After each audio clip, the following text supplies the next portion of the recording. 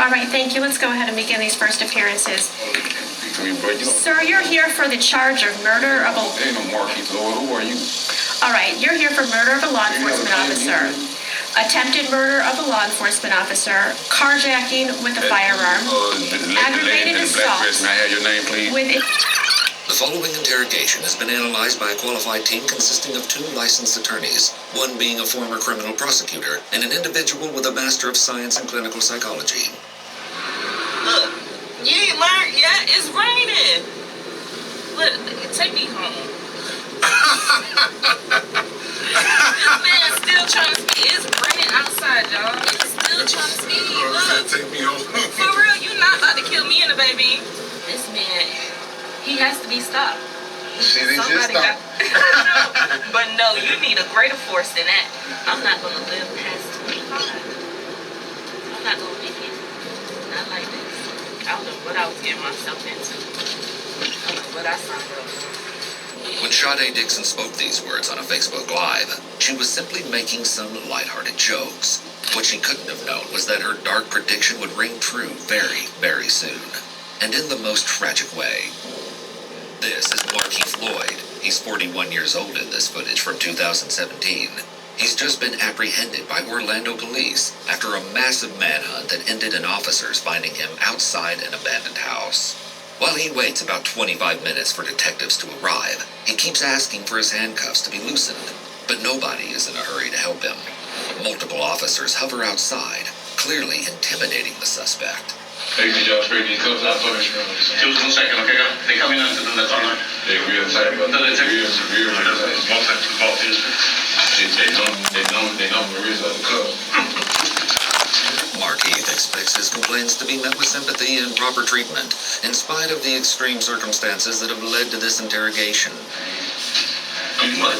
The cuffs, they know the wrist. They real tight. Don't worry about that. Look at the red key right now. I left mine in the car. So keep some car. Markeith's body language indicates physical discomfort. The longer he remains in physical discomfort, the more his mental state will be worn down. But could y'all straighten these cuffs out for me, please? We get the key. We get the key. Right now. Excuse me, sir. Can y'all straighten this cuff out? Yeah, I'm good. Anybody got that now? You still got it? Okay, so make sure y'all looking for it. We need to Markeith has his head down towards the table. This looks to be the result of physical pain or exhaustion. The longer they keep him waiting, the more his anticipation will build. It will also allow adrenaline to wear off and take some fight out of the suspect. Excuse me, man. You looking at this right cuff for me? Yes, sir. Someone gonna get it. Check it out. Yes, sir. Come on, man, yo. Listen, yes, sir. We're gonna take care of it. All right? We have the fire department coming to check you out and look at your injuries right now. Okay, and then we'll be able to manipulate the cuffs for you. Okay, sir? At this point, Markeith has remained relatively respectful, and the officer is reciprocating by calling him sir repeatedly. This, plus his assurances that medical help is coming, are a simple technique to earn trust from the suspect. Man, could you go look on the please, brother? Sir, we have a fire department that's gonna come take care of it. Where's that guy? All right. So just tell him the ground. As Markeith continues to wait, the door is left open and various officers and deputies come by to look at the suspect. However, treating him as an object of curiosity or scorn is likely counterproductive at this point. The animal at the zoo effect is a dehumanizing tactic, which may work counter to the purposes of the interrogation later. One more important question. Excuse me. Yes, Can you just look at this right cuff? we're still looking for that key, man. Man, she's killing me, bro, for real. I'll be out as soon as you can. A lot of people have commented on this footage that the officers probably could have loosened the cuffs, but chose not to deliberately. For one, this could serve to establish physical and psychological dominance, but there's another, far more personal reason. You'll soon see what that is. Good job, guys. Good job. It's awesome work. Awesome work. It's a good day. Yep, it's a great day. And Deborah's handcuffs are on him? Yep. Very nice. Very nice.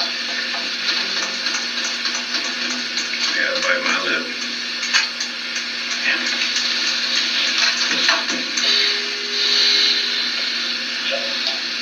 This is highly unusual behavior for officers to display before questioning a suspect. Generally, they try to build rapport and create a false sense of helpfulness to the suspect to get them to be more apt to cooperate.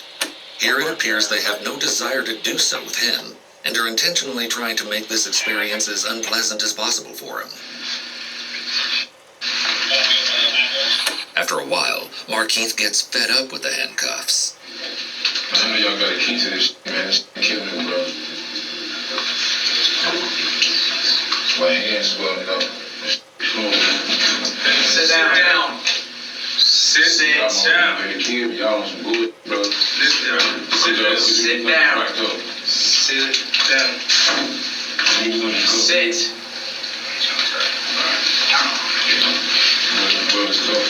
Sit down. And do not get back up. Let's go, bro. It's right, though. I ain't got no handcuffs. It's fine. Markeith is obviously agitated enough to act out defiantly, refusing to listen to orders.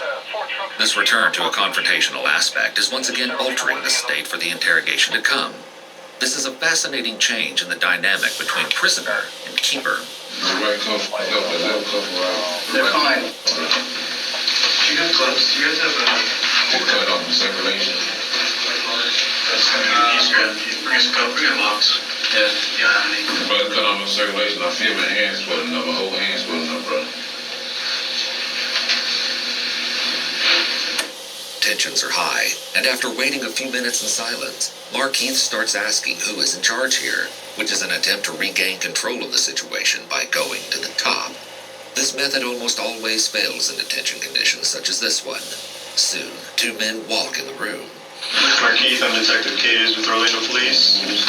We'll talk about that here in a second. Okay. Can you sit up and tell me your name? This is the start of the baseline process, wherein the interrogator starts to get an idea of the suspect's demeanor and reactions when answering simple questions. This will later be used to help discern untruthful answers. Okay. We can work on that. Let me see the handcuffs. The detectives finally address the suspect's handcuffs, as it seems obvious that his focus will remain on the pain he is in until it is dealt with, making the interrogation more difficult for them. They appear to loosen the handcuffs, but still don't remove them. I can see space in the handcuff. I can see space between the chain. I'm gonna open up. Listen, I'm gonna open up just a little bit. Just a little bit. You understand me? Yes, sir. This time, when Markeith brings up the cuffs, one interrogator is attentive and helpful, sending the message that he cares about Markeith's well-being. This is magnified when the cuffs are finally loosened a bit. There are upwards of 4 officers in the interrogation room. The door is open and more officers are standing in view in the hallway, which is also unusual. Generally, only 1 to 2 officers are in the room for an interrogation. Leaving an interrogation door open is also rarely seen. You gotta get to it, man. You gotta get to it. You're a pretty bulky guy, so. Come on, man. It ain't nothing, bro. Nothing but a 10. What's wrong with you?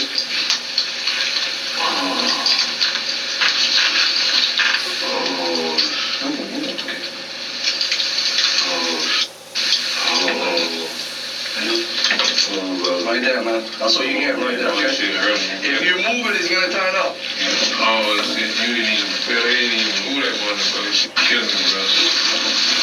Alright, this one I gotta do real quick, man. Face me. Face me. Face me, Markeith. I'm gonna go ahead and wipe a little of your face, alright? I don't think that's gonna do much, but.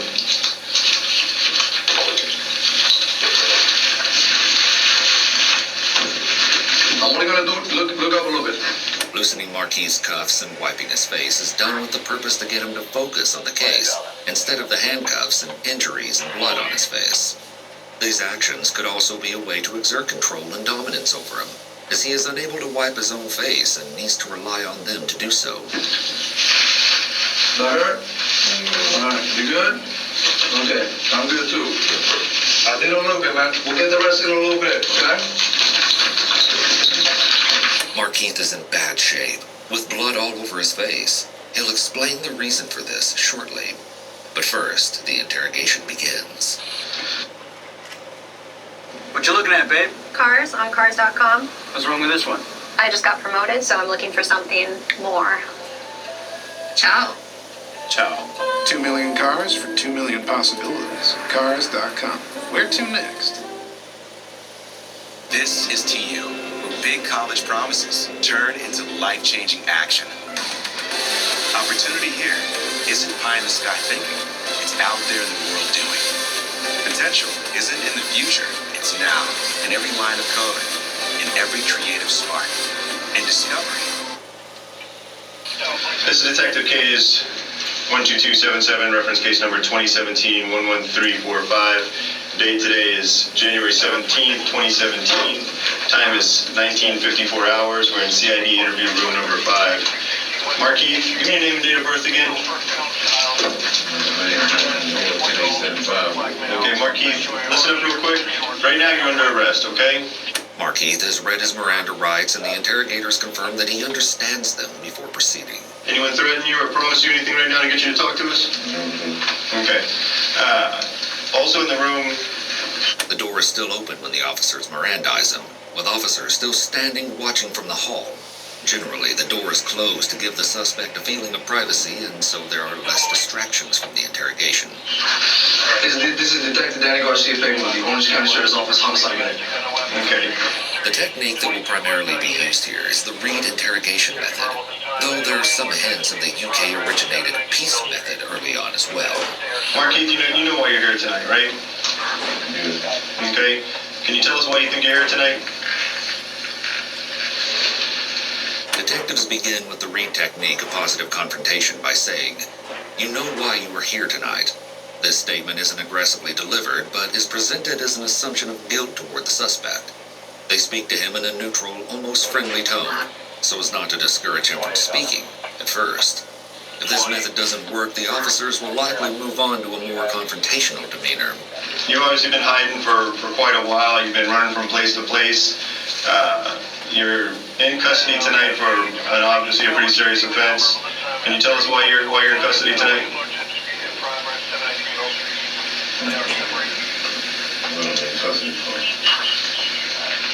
You're in custody for homicide, okay? All right.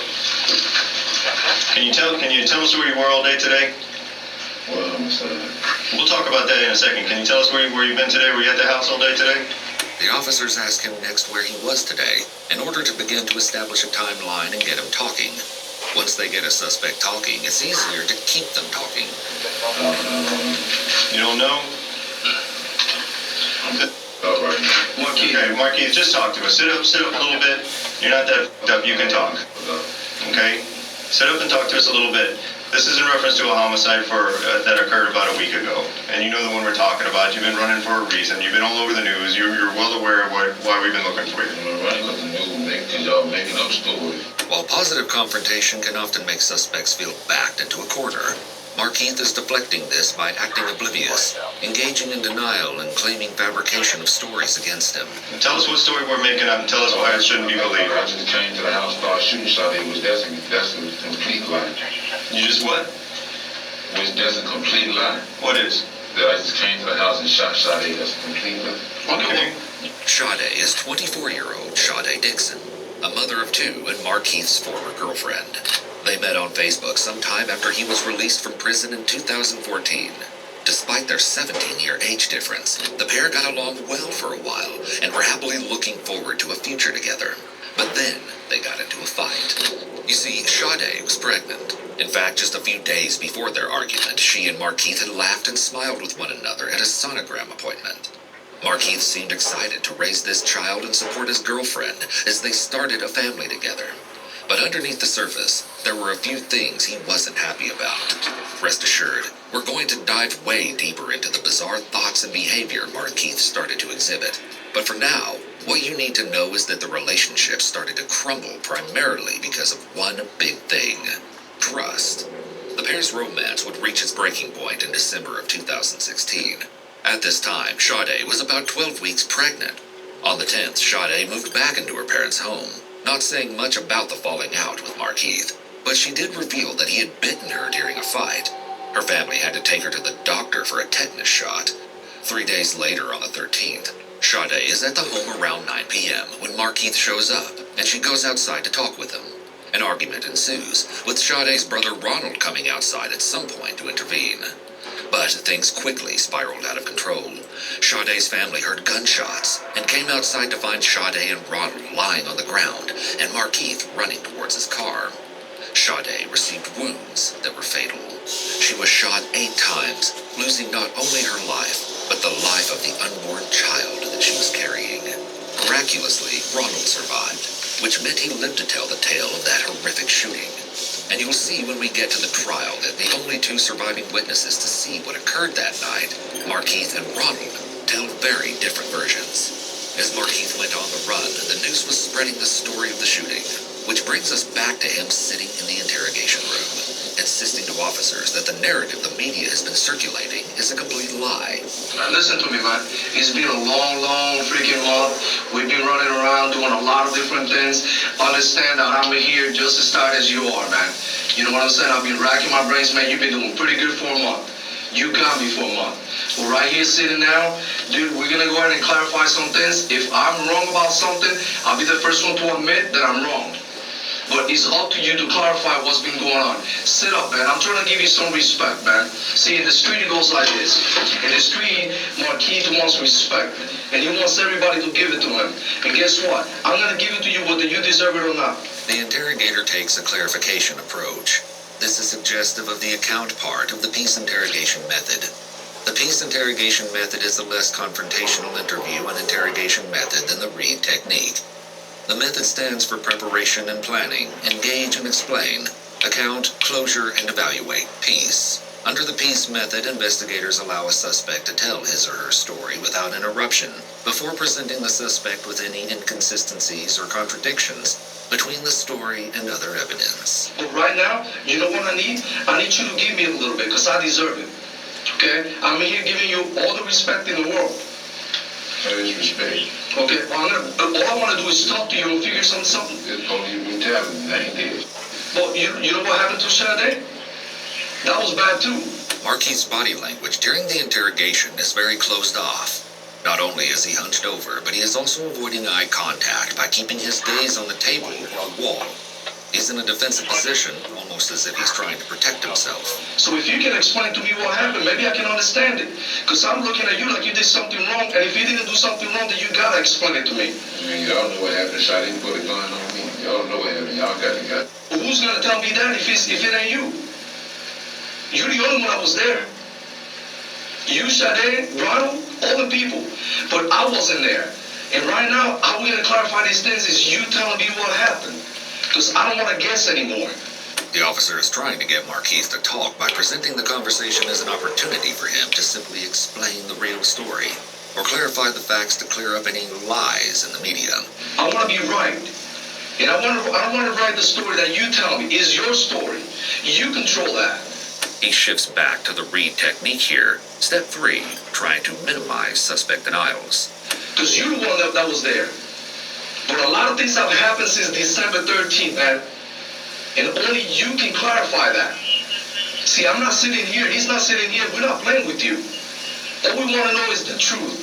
We're here already, man. This part of the story is already written. Reid step 1, positive confrontation, involves advising the suspect that evidence has led the police to them and offering an opportunity to explain why the offense took place. That's what we're seeing here. We're going to move forward from here. You write the rest. But what I don't want is for me to give you respect and for you to treat me like I'm a pup. You can't even sit up and look at me. Peace steps 2 and 3 are engage and explain, establishing rapport, and account, which again is obtaining a full account of events from the subject before asking questions. For step 2, interviewers should use active listening to establish a rapport with the suspect, taking the time to explain the background, goals, and expectations of the interrogation, while encouraging the individual to speak up with any of their own relevant comments.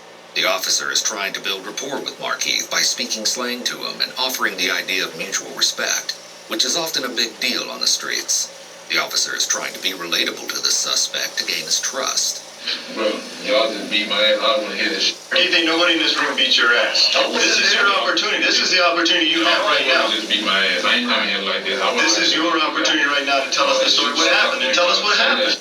The detectives tell him this is his opportunity to speak, making it seem like it's in his best interest to do so. This is almost never the case. Suspects are always better off not saying anything and getting an attorney, even when innocent of any crimes. Some people think asking for an attorney makes them look guilty.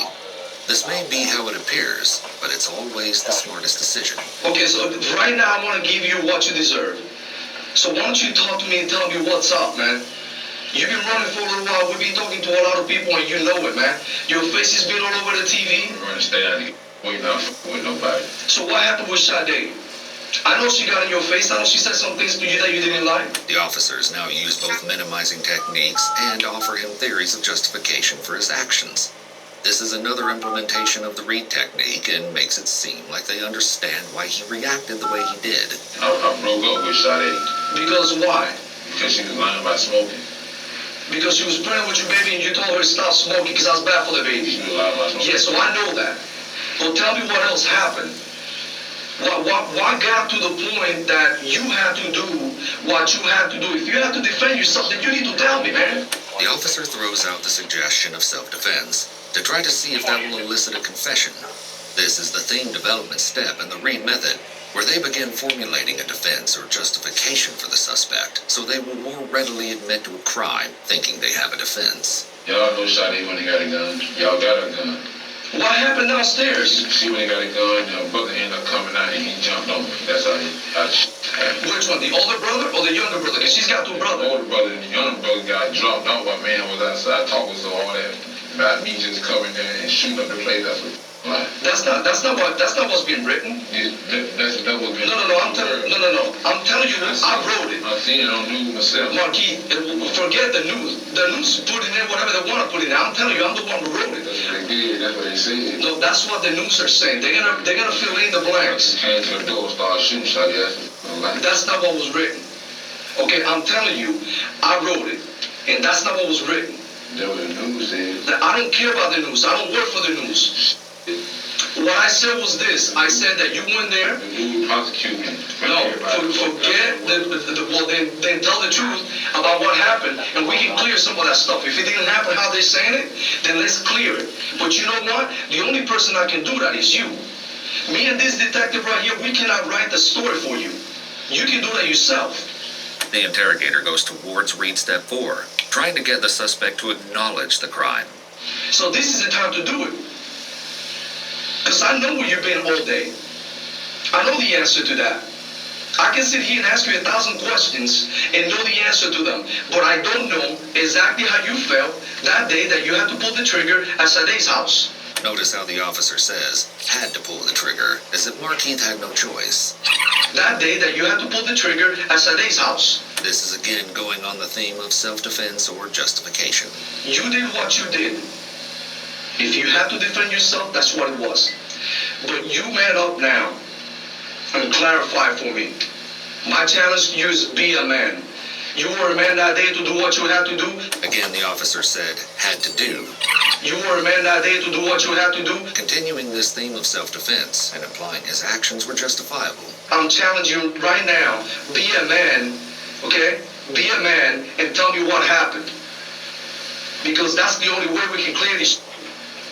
You'll see shortly that the authorities have already done their research on Markeith's personality, as displayed through his social media. One thing they know is that his identity and reputation is a source of pride for him. So they are now going to suggest that not cooperating undermines his manhood. Forget the news. The news is not here. It's you, I, and him. That's who's here. You can see the close proximity the officers are sitting to the suspect, and how they have him essentially cornered in the room by the way they're seated surrounding him. So you're gonna do that? You're gonna man up or what? I would say, no, I ain't. Listen, bro. Okay, who pulled the gun on you? Sade or her brother? We're reverting back to piece step 3, reaffirming the details of the account of the criminal behavior. Sade pulled the gun on me. When? What you mean when? When the brother came out? When? Before the brother even came out. You guys were talking outside? Yeah, we were talking outside. Young brother got dropped off, all that. And you went inside. Come up shooting, man. That's what life. That's not how I brought it. Yeah, no, and I broke up with her. If you take the check, if you check the text message. I did. I wasn't tripping on her. She the one was tripping. The one lying us and I want family, which I did, but we can't have with you lying. So other than that, I wasn't tripping about shit. That wasn't me. Right, so she pulled the gun on you, you had to do, what did you do? I disowned her. You took it from her? Yeah. And what did you do with her gun? I put it in my back pocket when my brother jumped me. I guess it had to fall out. It fall out. And when did you take your gun out? While me and my cousin. That the older brother, Ronald, right? Yeah. You know what's Ronald? The older brother, yeah. Okay. Who did you shoot first, him or her? This is a very loaded question. It presumes that Markeith shot both Shade and her brother, and so he needs to be very careful answering it, as it would be easy to get trapped into affirming he committed the crime. Markeith seems to catch on to this, though. Man. Him? Because he was on you? They know, I talked to my lawyer because y'all just beat me up, but you want me to talk to you, though. The suspect has invoked his right to an attorney, and at this point the interview should have stopped until his lawyer arrived. Any statements he made after stating he wants an attorney would potentially be inadmissible. If he voluntarily begins speaking again, the best approach is to re-Mirandize him to clarify he is again waiving his rights after invoking them. Mr. Markeith, I wasn't there. I'm here. I asked for somebody to find you. They ain't helping. I ain't got no problem talking. I ain't trying to hide shit out. And I'm not disrespecting you either. I'm treating you with respect. It was events that went along before. I ain't just doing it like that. Okay, so fast forward, man. Fast forward. We go through all this stuff. You do what you do. Whatever happened. I'm on no, what you mean fast forward? No, I'm fast forwarding to last week, 10 days ago. Markeith, we gotta know what happened, okay? We got a grieving family here for a police officer. They want to know what happened. They deserve to know what happened. The interrogator refers to the grieving family in an attempt to play the morality and conscience cards on the suspect. The police officer that the detective mentioned is Lieutenant Deborah Clayton, 42. This brings us to the second half of Markeith's interrogation. If you were wondering why the tensions between Markeith and law enforcement have been especially high, well, it's all about to become crystal clear. After Markeith fled the scene of Sade and Ronald's shooting, police were working anxiously to track him down, but for a long time, they had no luck. Markeith had somehow managed to slip out of their grasp, and for all they knew, he could be anywhere at this point. Christmas comes and goes, the holiday only a reminder to Sade's loved ones of the happy times they were excited to spend with her, but now will never have the chance to. And then, on January 9th, 2017, at around 6:45 a.m., Markeith walks into a local Walmart. While inside, he approaches a plainclothes loss prevention officer and asks if the store has a restroom other than the one at the front of the store. This was a red flag for the officer, as he suspected Markeith might be trying to conceal something in the bathroom. More than that, he observed that Markeith seemed to be tiptoeing and acting secretive. For someone on the run from the law like Markeith, it seems pretty risky to show your face in such a public and busy store. But maybe he was just desperate and running out of supplies. Maybe he figured that such an early morning visit would be safe, that he could get in and get out without any trouble. What he didn't bet on, however, was Orlando Police Lieutenant Deborah Clayton entering the store just 15 minutes after he did. As both parties did their shopping, they actually crossed paths a few times. And then at 7:11 a.m., the fugitive and the law woman were actually in the same checkout line, separated only by 2 customers, before Markeith chose to leave this line and go to another to complete his transaction. Up to this point, nobody seemed to have any idea of Markeith's identity, although I'm sure he must have been nervous to be so close to an officer. Clayton finished paying for her groceries and walked out of the store, and I can imagine Markeith breathed a sigh of relief that she hadn't recognized him. But this was just the calm before the storm. Another woman in the store had noticed that there was no cashier working one of the lines, and so she went to customer service to get an employee.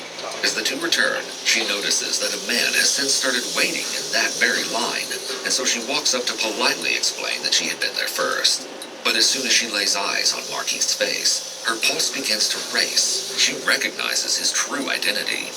Coincidentally, her cousin had apparently been married to Markeith, and although she herself hadn't spoken to the man before, she knows exactly who he is. Not only did she have that personal connection with Markeith, having seen him through Facebook pictures and videos, But by this point, he had also been publicly named as the suspect in Sade's murder, and a news release had listed him as armed and dangerous.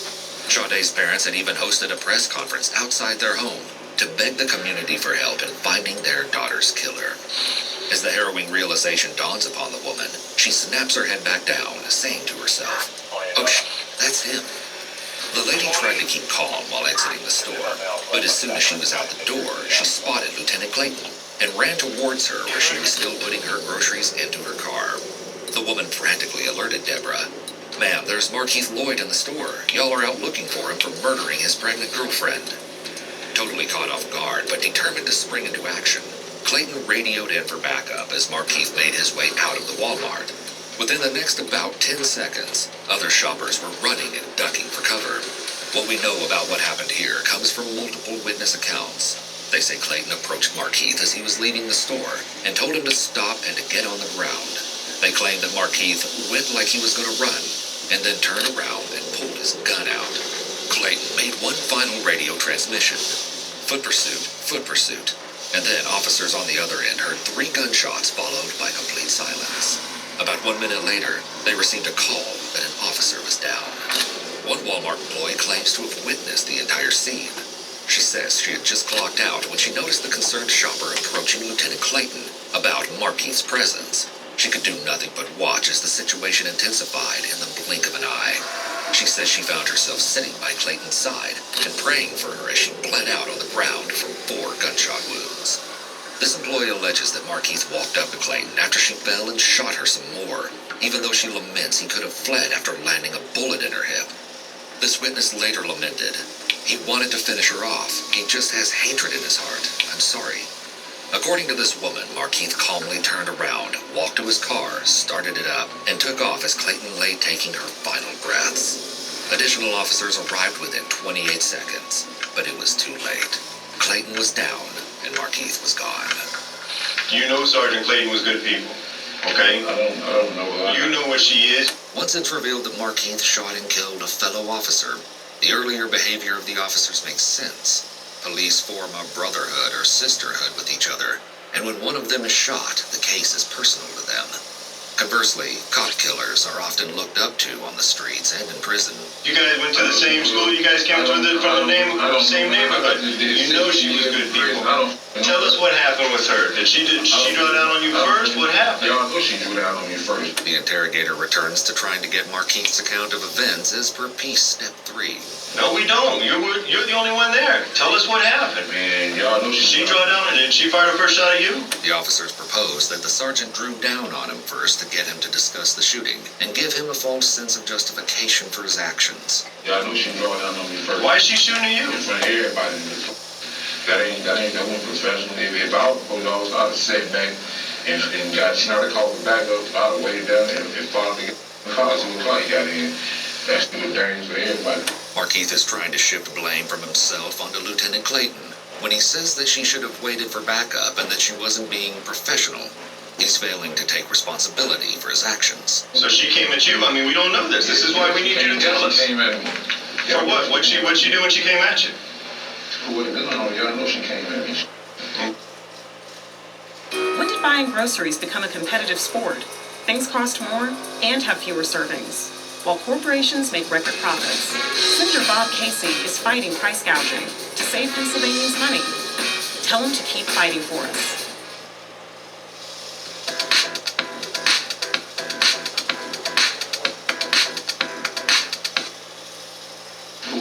Y'all know she came at me.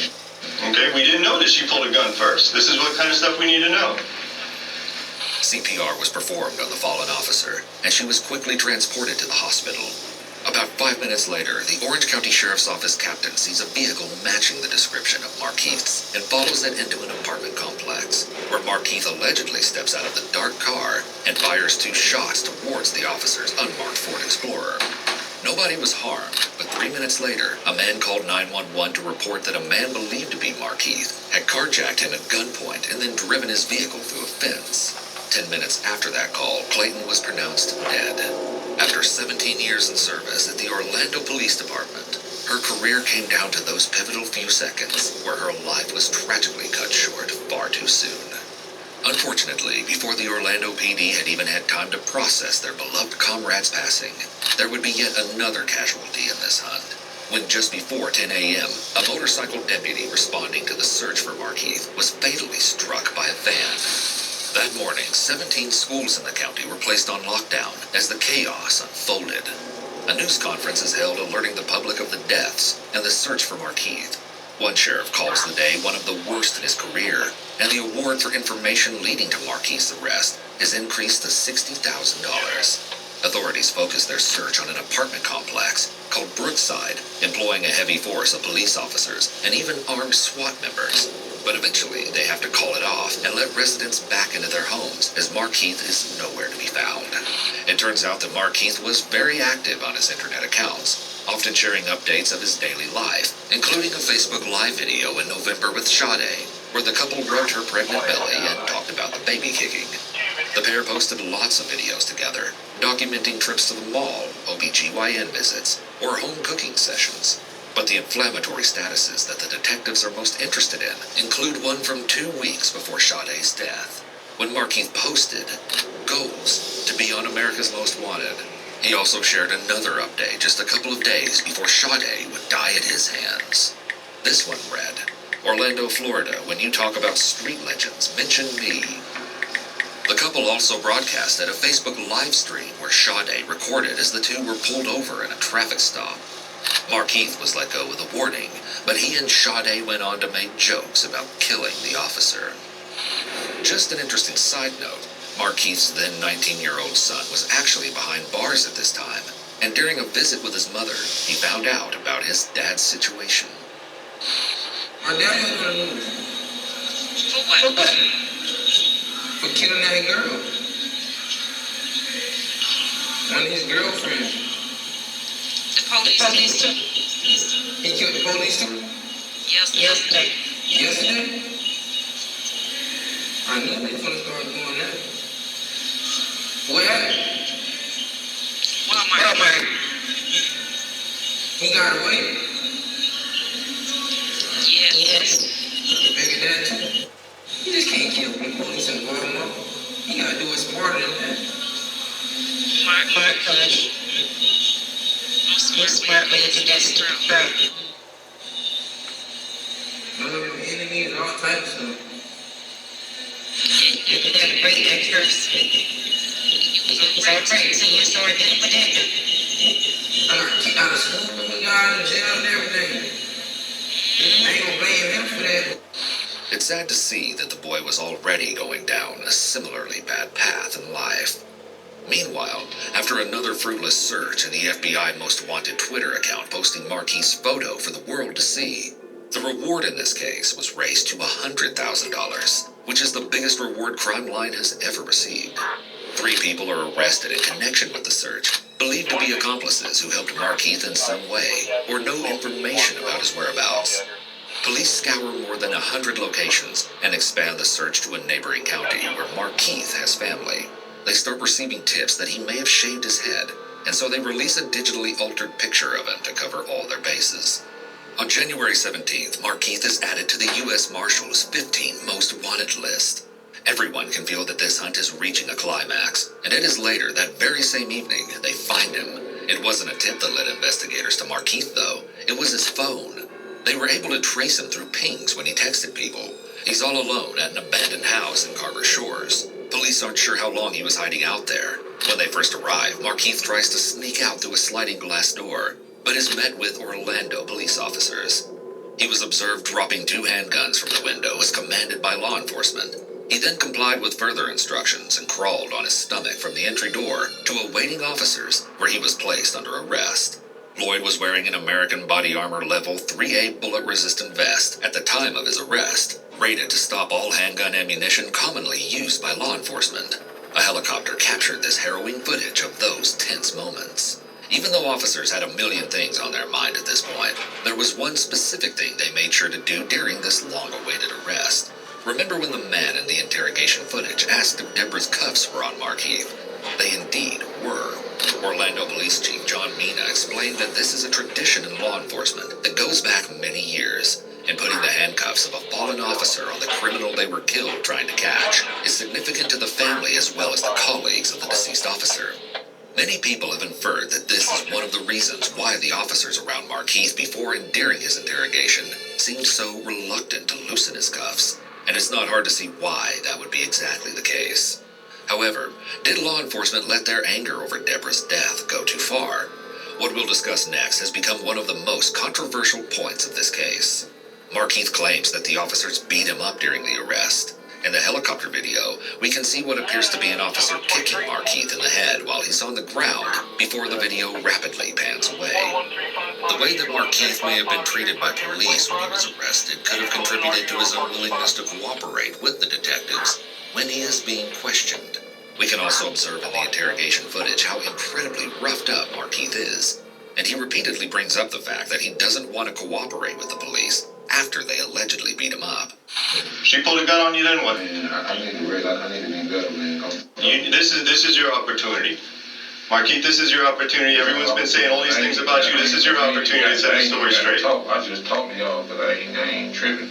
Well, okay, well, if you ain't tripping, man, it's like this, man. No, because y'all don't fuck me up. Markeith, we are not the ones that messed you up, okay? We're the ones giving you the opportunity to tell the truth about what happened between you and Sergeant Clayton. No, Markeith, let me ask you this. Trying to talk on phone. Okay, hey, Markeith, we shot it and let her turn me in. Markeith, check me out. No, Markeith, check me out. You worry about how you're feeling right now, okay? Well, tell me something, man. What goes through your mind when you think about your baby in that belly and not living anymore? That baby died because of the actions that happened that day. They're playing the guilty conscience / morality card again. The death of the unborn child. He is trying to evoke remorse from Markeith in order to get a clear admission of guilt. So you worry about you, that's gonna heal. That you might get a scar. You know what? In 3 days you'll be eating fine. That baby is dead. If Sade deserved it, then you tell me she deserved it. But you cannot tell me that Sergeant Clayton deserved what happened to her. You're tired, I know that. You've been running for a long time. You're not eating right, you're not sleeping right. Yeah, they ain't locked my family. My people want to help me. I'm about trying to buy my own food by the Walmart. Well, that's what they said. Let's listen, Markeith, this is about getting the truth out right now as to what happened between you and Sergeant Clayton. Okay? We need to know if Sergeant Clayton pulled that gun on you first. We need to know if you felt threatened, if you did what you had to do. Tell us what happened. Yes, she put a gun on. The officer again says, "We need to know if you did what you had to do," in reference to shooting the sergeant. He's trying to once again get Markeith to talk by making it seem like he had justification. In reality, even if the sergeant pulled a gun on him first or threatened him, she had cause to do so, and him shooting her in this instance has no legal defense. Florida Statute Section 776.051 provides the law relating to use of force in resisting an arrest. A person is not justified in the use or threatened use of force to resist an arrest by a law enforcement officer, or to resist a law enforcement officer who is engaged in the execution of a legal duty, if the law enforcement officer was acting in good faith, and he or she is known or reasonably appears to be a law enforcement officer. Hey, I'm Adrian, inventor of the carry-on closet. Most of my life I've traveled with ordinary luggage, until one day I imagined how to make luggage that could be extraordinary. This is the carry-on closet, the suitcase with a one-of-a-kind patented closet system that keeps you organized anywhere. Pack all you need for up to 10 days and travel without ever unpacking. Oh, and for each suitcase sold, we save 6 pounds of plastic from entering our ocean. Did she threaten you? Yes, she put a gun. I know she put a gun. I got the tape. And is that why you did what you had to do? Yeah. So tell us what happened. If you're threatened, tell us what happened. The interrogator shifts back to read step 2 here, shifting the blame away from the suspect directly in the hopes that this will encourage him to talk. Man, I ain't got to talk, man. I'll talk to my lawyers and let them talk to you. Again, Markeith invokes his right to an attorney. The police continue to question him despite his unequivocal invocation. The statements he makes are at risk of being inadmissible. When exactly were you being threatened? This is your opportunity, Markeith.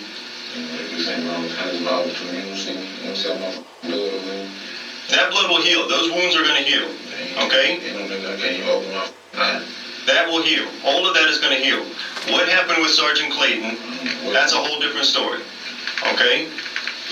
Did she come at you and threaten you? Did you have to do what you had to do? Tell us why you did what you did. Was she threatening you when she was on the ground? When she's on her back and you're shooting her, were you feeling threatened? She was shooting the whole time. She's shooting at you while she's on her back? She was shooting. How can she shoot at you from her back? I'm on the ground, shoot from the ground too. Everybody on the ground with me. Okay, so she's on her back, she's shooting at you. Is that why you're shooting at her? Is that why? The interrogator is not getting answers to his questions. All of the questions so far are leading questions. In other words, attempting to lead the suspect towards a given answer that the interrogators want to hear. Y'all give me some medical attention. Markeith, these are simple questions. She's on her back shooting at you. Yeah, I'm talking to you. And I ain't got Tell us what's happening when she's when she's on her back shooting at you. Tell us what's happening from there.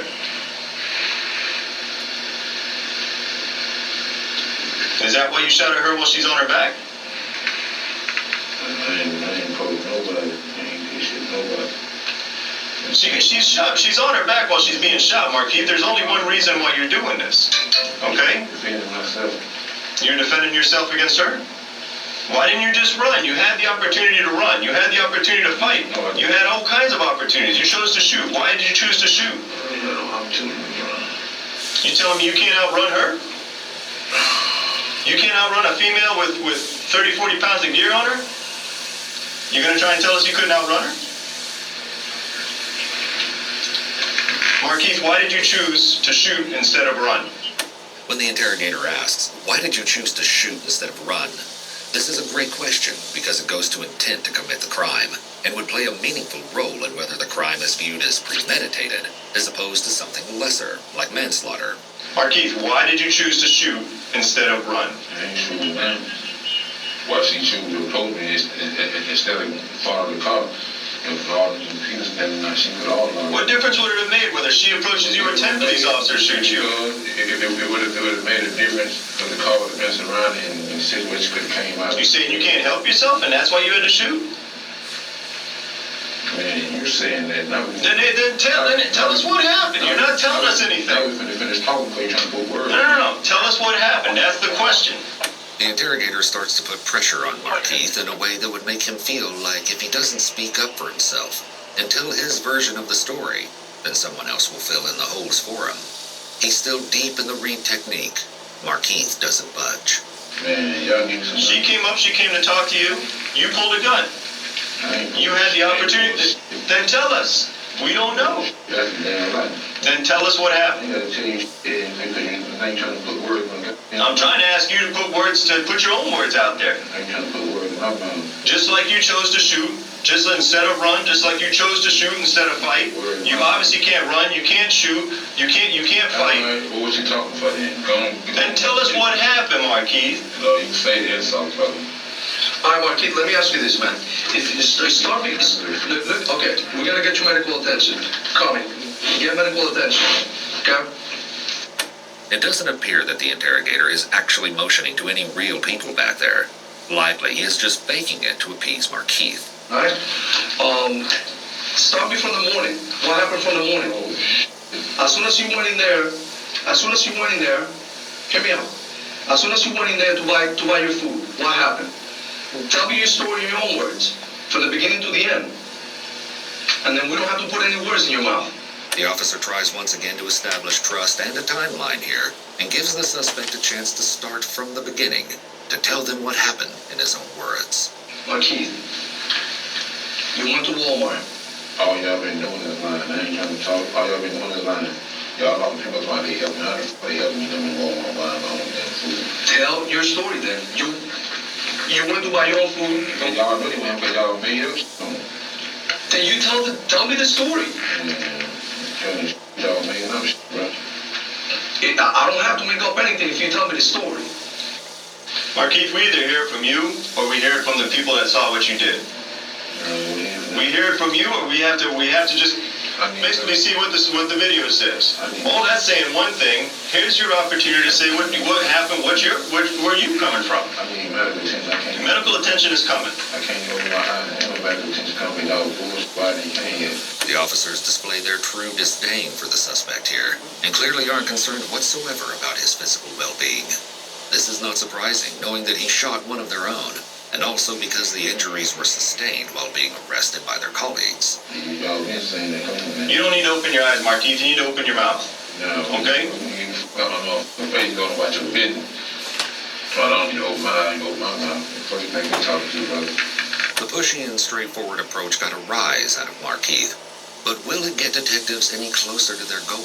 Markeith, this is the opportunity that we're talking about. This is the interaction you obviously had with Sergeant Clayton. Sergeant Clayton attempted to do the right thing with you, and you chose to do what you did. I don't know about your business, brother. She tried to do the right thing, you did what you did. You said what you want to say. I don't know about your Okay? business, brother. Until we hear different, we gotta go with what everyone's telling us. We gotta see that basically you gunned her down for no reason. You gunned down a police officer because basically you're too scared to run. I don't know about your business, brother. In this case, it seems that provoking Markeith has only caused him to shut down completely. The interrogator reverts back to read step 1. Until we hear different from you, that's the only option we see out there. We see you gunning down a police officer while she's on her back. Tell us something different. What did you shoot at the other police officer over there when you ran from your car? Markeith, man, I'm trying to give you the respect that you probably don't ever deserve. The interrogator continues to refer to treating the suspect with respect. This is a falsehood, as there is probably no medical support coming at this point. The appeal is to respect, manhood, to gain the trust of the suspect. However, as you'll see, this backfires shortly. Why don't you just tell me, bro? How I don't deserve it. I'm a man just like you. Well, then treat me like it, man. I'm treating you like a man, but you're not treating me like a man. You're not even looking at me, man. You can't even talk to me, bro. Talk to me, man. You know what your fellow officers did? Come on, make it out here. That bullshit. My boy can't look at you. Give me some medical attention. It's coming, bro. I already asked for it. It's coming. They can't hear it. It's coming. Markeith, why did you shoot at the other officer? What did he do to you to make you shoot at him? Did he come at you wrong too? I mean, you gotta tell me something, man. Man, y'all got me, I'm in pain, I'm under duress, and y'all just trying to drill me. I ain't got to pay y'all. This is what we're trying to figure out. Are these officers threatening you? Are you taking these actions because officers are threatening you? I'm under duress and I'm in pain. Y'all beat me up. I'm bleeding to death over here. I'm under duress and I'm in pain. Spit coming out. My swallow was spit coming out here. Blood coming out here. Well, I'm under duress and y'all questioning me. And I'm under duress and I'm in pain. I'm hurting. Those two things ain't gonna change, Markeith. Your pain ain't gonna change for any time soon, whether medical attention sees you or not. The duress, whatever, okay? All we hear is that these people are threatening you, and you stood up for yourself. Markeith keeps emphasizing how he is under duress. Duress is defined as the act of using forced coercion, threats, or psychological pressure to get someone to act against their wishes. Apparently, a person acting under duress is not seen as acting of their own free will, and so may be treated accordingly in court proceedings. By saying this, Markeith is trying to throw the validity of the interrogation into question. Though given the cameras recording the suspect and the interrogators, there is technically no duress here in a legal sense. This raises an interesting question, though. Watching this footage and knowing the context of what Markeith has done doesn't exactly make you sympathetic to him. But if everyone is truly innocent until proven guilty, then do you think all criminals who have been badly beaten or injured should be given medical attention before any questioning? Okay? We just want to know how a police officer on her back trying to do her job is threatening you. Why you had to take that action that you did versus all the other options that you had. You had other options. Why did you choose the option you chose? That's the simple question.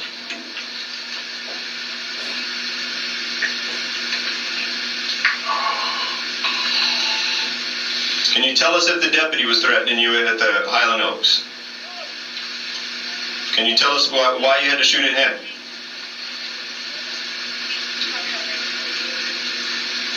Markeith. Tactics so far haven't been working, and so the interrogators will now try to rile Markeith up. This is the life. Hey, Gus, we're gonna play horse. How about a game of Gus? Winner gets. You led nothing but a gutless life, man. You shot at all your women. Sadi ain't the first woman you shot. Okay? You had a gutless life. This is your one opportunity to show some sort of that you're a man. You know what's funny? I'm gonna use your words, Markeith. I'm gonna use your words, and you listen to me real carefully, man. You know what you said? You wanted to be America's Most Wanted. Leaning in towards the suspect makes the contact more intimate and less avoidable by closing the distance. You were legendary. Yeah. No, I'm talking to you man to man right now. You know what a legendary motherfucker does? He freaking steps on his 2 feet, and he freaking stands up and says, "This is what I did."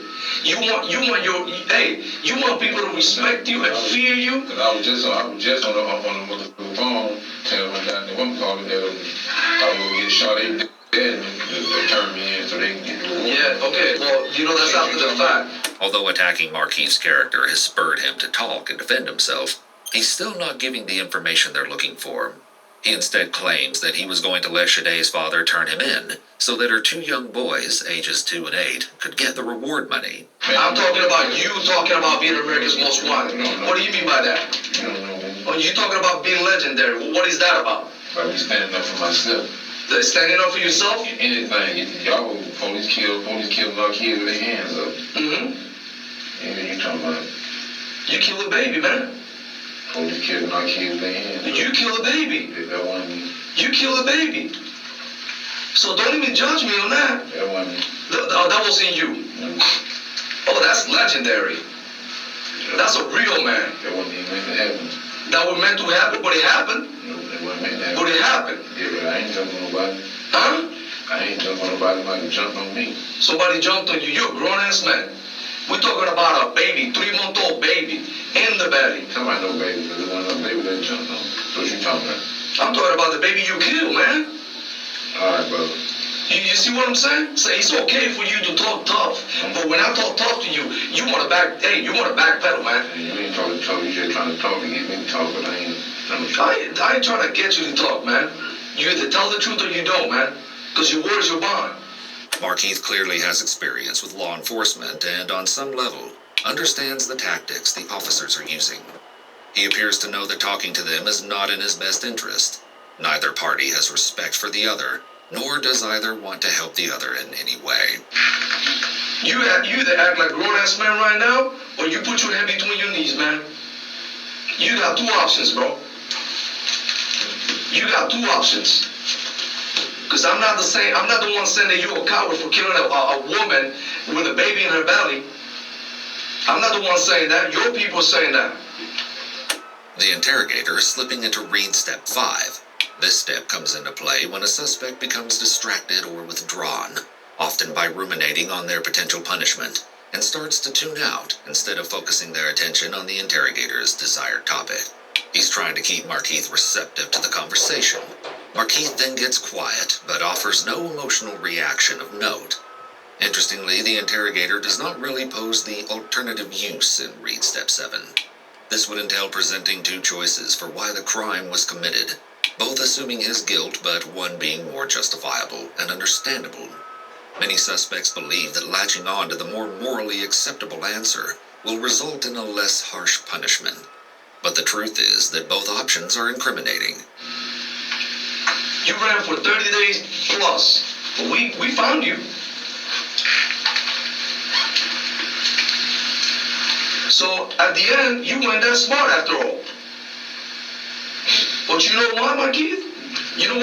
You done your time, man. You done a long, long time. You know the system in and out. And you get to live for as long as you want to live. When God says, this is your last day, that's your last day. But Son Clay didn't have that opportunity. Because you made that choice for her. Shade and that baby, they didn't have that opportunity because you made that choice for them. Luckily, her brother lived. I ain't made. Bro, your actions, man. I'm talking about your actions. And then you wrong because you don't want to face reality, bro. I ain't gonna get no more guns. I ain't jumping nobody. I ain't made shit so you can kill that. Some researchers have posited that the moment an interrogation turns into an argument, it fails. After being granted access to over 1,000 hours of interrogation tapes, one team asserted, "You need to remember what your purpose in that room is. You're seeking information. You're not there to speak on behalf of the victims or the police. You might feel better for getting angry, but down the road is retribution. If you find yourself having a go at someone, ask yourself, what am I achieving by this? Because they will stop talking to you." This is an interesting perspective to keep in mind as Markeith's interrogation goes on. Tell me the reason why. You killed that baby. Tell me the reason why.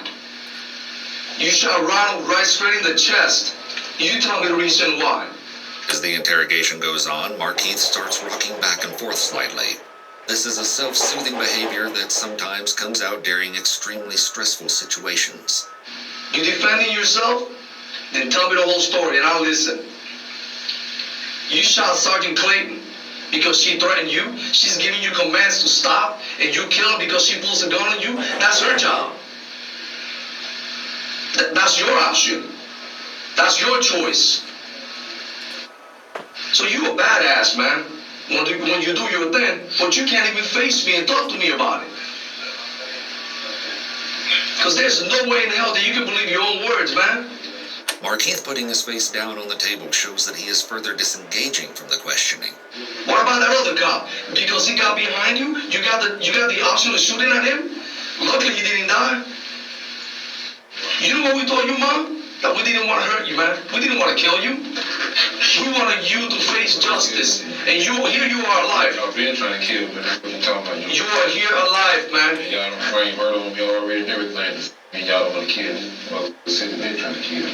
So do we frame Sade's murder too? Shit, y'all done framed murder on me before. Did we frame Sade's murder on you? No, but y'all Did we frame the baby murder on you too? Y'all was with that. Huh? Did we frame Sergeant Clayton's murder on you? Y'all was with that. Oh, you can't say that though, right? Y'all let new people lie. So you're the victim here now. Like I just came with them and just went to You're the victim here now. That's the code. Tell me that.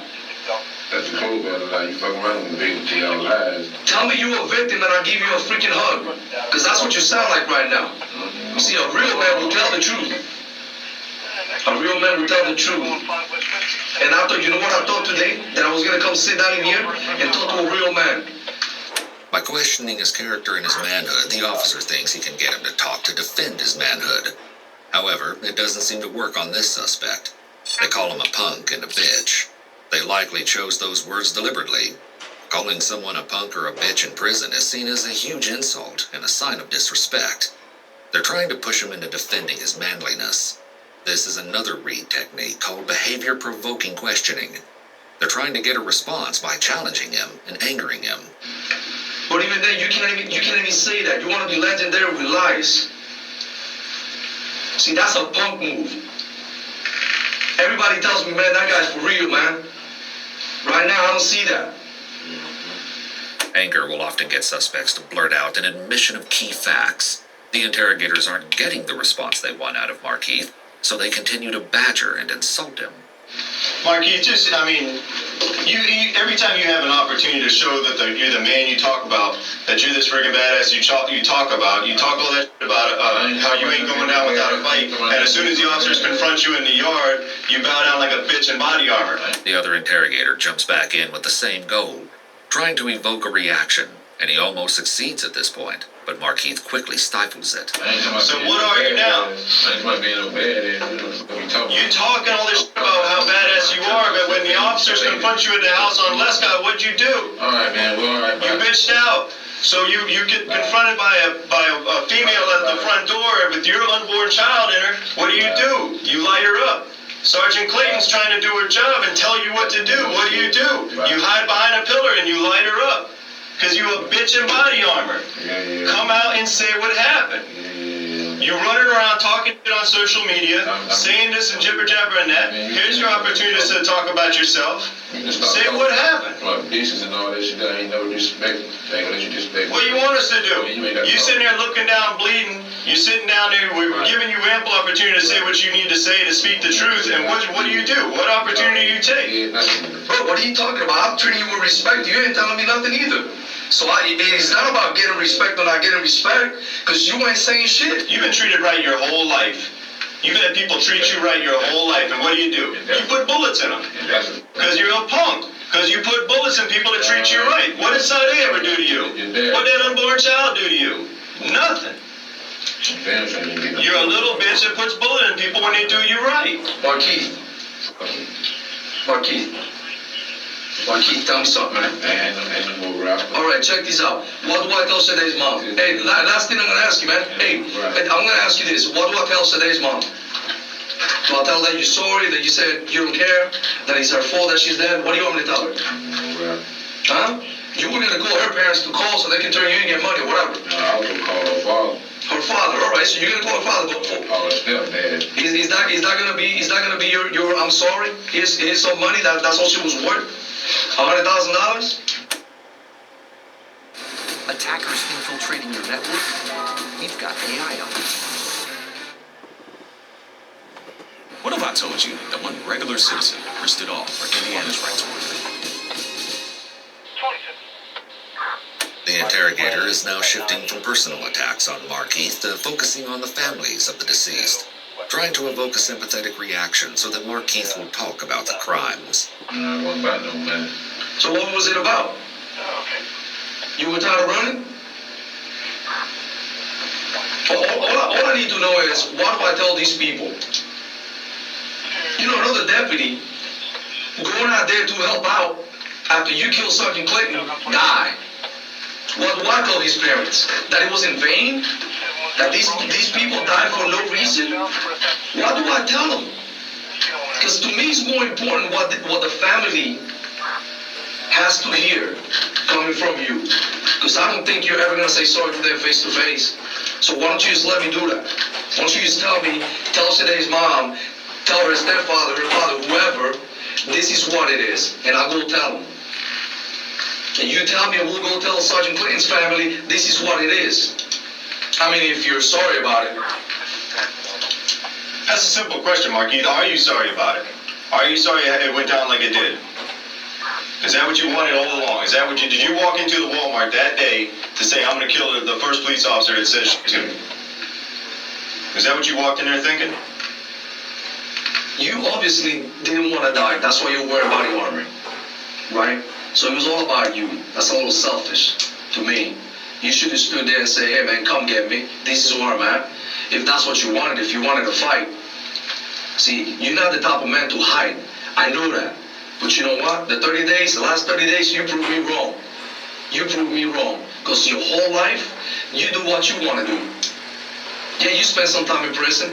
That was a small price to pay for all this you done in your life, and you know it. And you stupid mother, I ain't this. I said, you can shut your damn mouth. I ain't no this. I ain't never had a felony time in the crib. What you talking about? Now you just rapping. It's unclear which insult specifically triggered Markeith to become confrontational here, but the interrogator will latch onto this opportunity and start plugging into it to evoke more from Markeith, if possible. I'm just rapping? Yeah, I ain't never getting in trouble. You just rapping. I'm just rapping? Yeah, you just rapping. So one day you decided to go and freaking shoot Sade. Oh, I'm sorry. Hold on. Let me see. Oh, she came at you with a gun. But you don't want to tell me the whole story. Oh, wait a minute.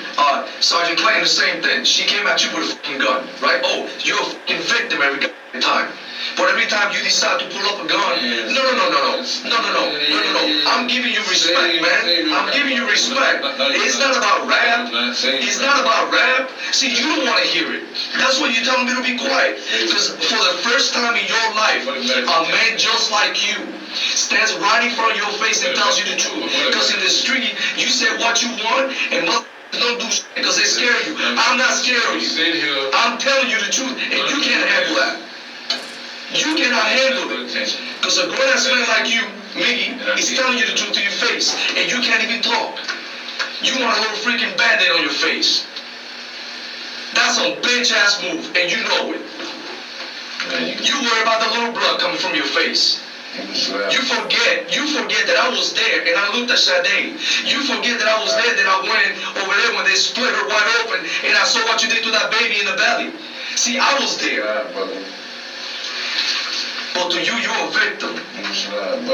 You're a victim. You want some victim compensation? You want us to wear a pink ribbon for you?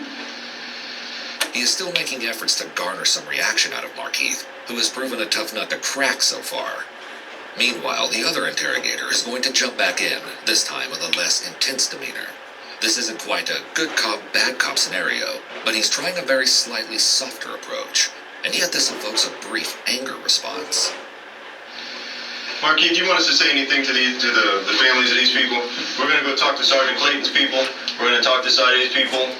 Okay? We're going to talk to the deputy who was killed chasing you's people. You want to say anything to them? It all to that woman who's probably one of the truly nicest, biggest heart police officers I've ever met in my life.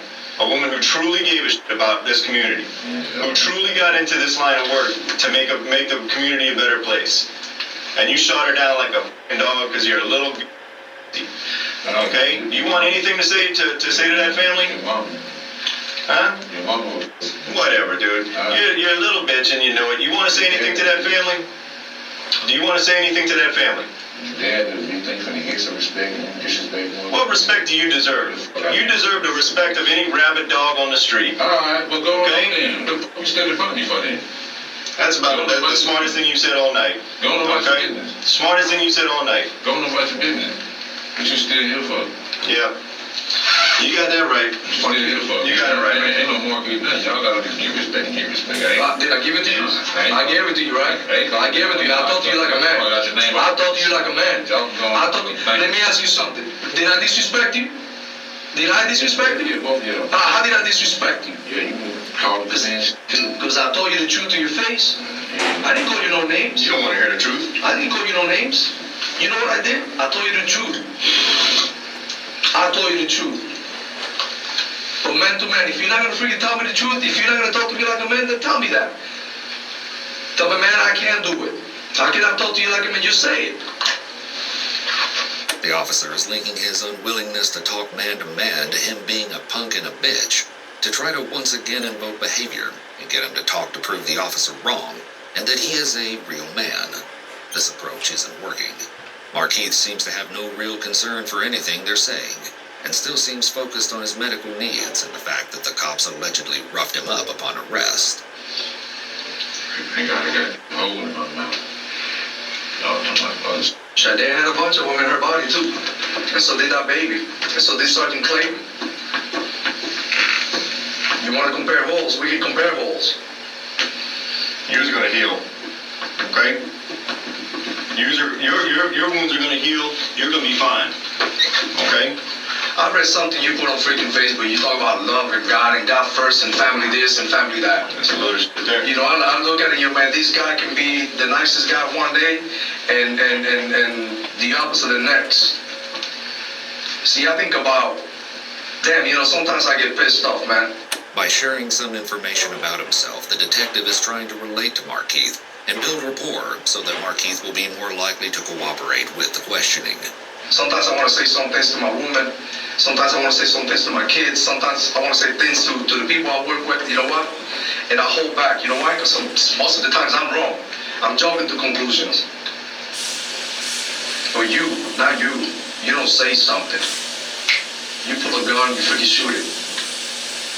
Girl in the past, pissed to you. You pissed to her. Pull a gun and shoot at her. None of that happened, so you said No. When you fucking none of that happened? How about Sade? Did that not happen? Did I make that shit up? Am I imagining things? Is it a fairy tale that she's dead?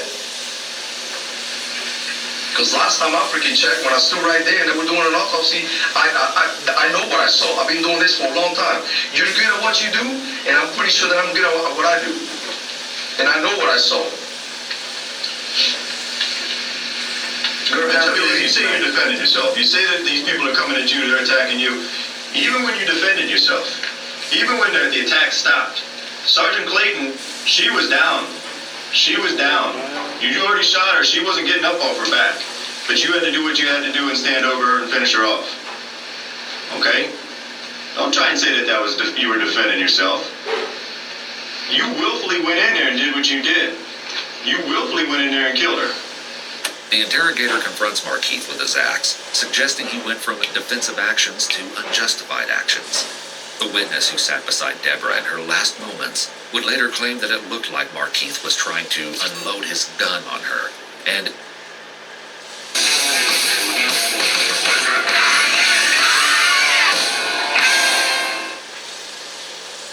she alleges that Markeith continued to shoot the officer while she was down, and that she could only watch as Deborah's body jumped off the ground from the bullets. So, in truth, all the acts were unjustified. But by drawing the line, the interrogator is trying to get Markeith to justify or explain his account of events. You had all kinds of options. Starting with the second she walked out the door trying to do her job, you had all kinds of options that did not involve doing what you did. And the best option was to hug, to fall back, and watch the curtain, all that. At some point, the police gotta come at you. So she falls back and she watches you, and other police officers come. You're wearing body armor, and you got a 40 cal on you. And they already coming. And then what are you gonna do? You're gonna shoot more officers? So they're gonna rope my. How many officers would have been the appropriate number before you would have given up? They could have roped me off anyway. And then what? Yeah, they could have roped me off anyway. How many officers would it have taken to stop you? Since one is not enough. They chased you. You had that opportunity. You shot at the deputy. Okay? You took that opportunity. Every time someone fronts you, you go to gun. Then you already made up stories. Well, What story is made up? Yeah, I just went there and shot of you. You had 30-something days to come and tell your side of the story, but you chose not to. So don't talk to me about stories. No, you should have come on these told y'all. Y'all not responsible to do people play, man. Y'all get right here. No, your niece told me 2 stories. That's why she ended up over there handcuffed and in jail. She told 2 different stories. So don't be confused. I clarified all your freaking doubts. I sat down and I talked to her. But you've had 30-something days to come and tell your story. You've had 30-something days to say what? You could have prevented. You could have prevented your niece from going to jail by coming in here the very next day and say, hey, this is what happened. Here the interrogators turn Markeith's frustration at his niece being jailed and harassed back on himself, telling him that his own actions led to her being detained and questioned. They're trying to change the theme of the interrogation. You didn't do that. Because she did kind of doing They too. And she did. And I'm in Walmart trying to mother. She did. She already got money for you. And she got that money my mother doing. That's my mother check that I worked for all week. And I brought it to you. And I told them to give it to my mother child. That was my mother doing it. Y'all tell me, y'all talk about it. Well, that's what she said. She got the money for you. She ain't told you. I know damn well she ain't told you, but she ain't brought me. That was my motherfucking child and my motherfucking grandbaby. Said, y'all can kiss my ass with that bullet. Ain't nobody gave me. I gave away every motherfucking thing. Ain't nobody gave me shit. Ain't nobody gave you free food? The interrogator uses the opportunity of Markeith's angry outburst to confront him with other sources of evidence, such as phone records. Nobody gave me shit. Ain't nobody gave you free food? Nobody gave me shit. I bought my own, got my own shit.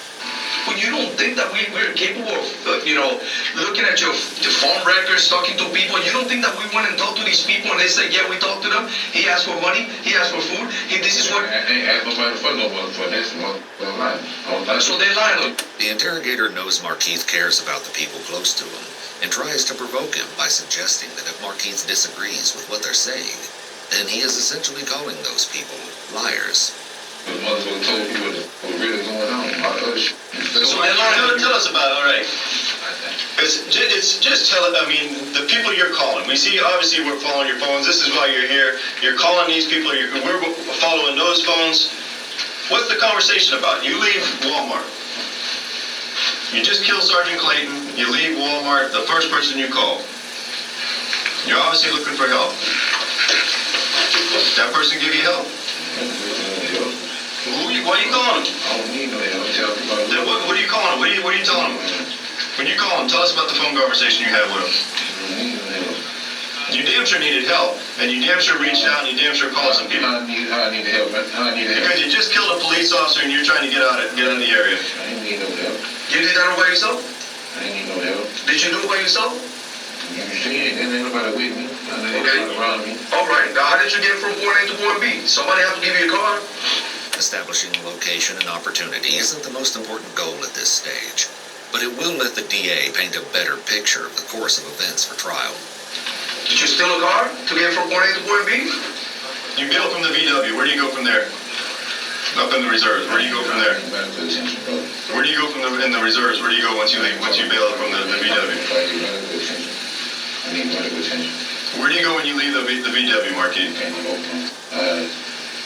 I don't know what my Do you stay in the apartments? I'm still up right now. Y'all just got me sick. Did you stay in the apartments or did you go somewhere else?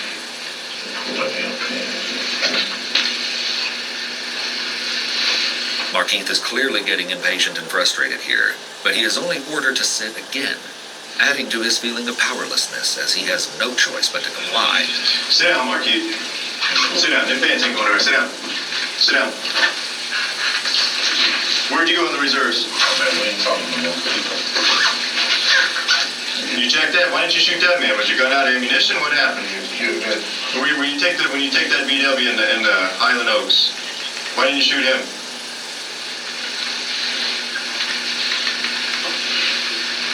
Why didn't you shoot the guy in Highland Oaks?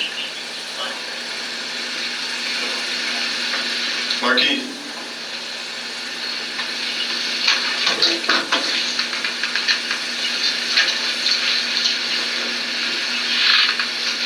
You done talking? The interrogator gives his partner a look and a shrug. Hard to read this, but it could suggest that they feel they are making no progress. We'll watch for a change in tactics. You done talking? You want your band-aid now? All right, Markeith. Yes, sir. I'll tell you what, man. I thought you were a badass. I was gonna give you a little bit of respect, even though I don't usually give bad people respect. I was gonna give you a little respect because you beat me for 30-something days and I couldn't find you. Okay, I couldn't find you. But you know what I think from our talk today? I feel sorry for you, man. The interrogator starts to berate and lecture Markeith. I don't think there's a tactic at work here. I think the earlier look they exchanged was an expression of frustration, which is now being verbalized in one last effort to get the suspect to talk. I kind of feel sorry for you. Not in the sense that I'm gonna cry, that I'm gonna, go to church and pray for you. Because I ain't gonna pray for you, man. I'm not. I haven't been to church in a long time, but from time to time I pray for people. I'm not gonna pray for you, man. You know what I'm gonna do, man? I'm gonna feel sorry for your mother ass.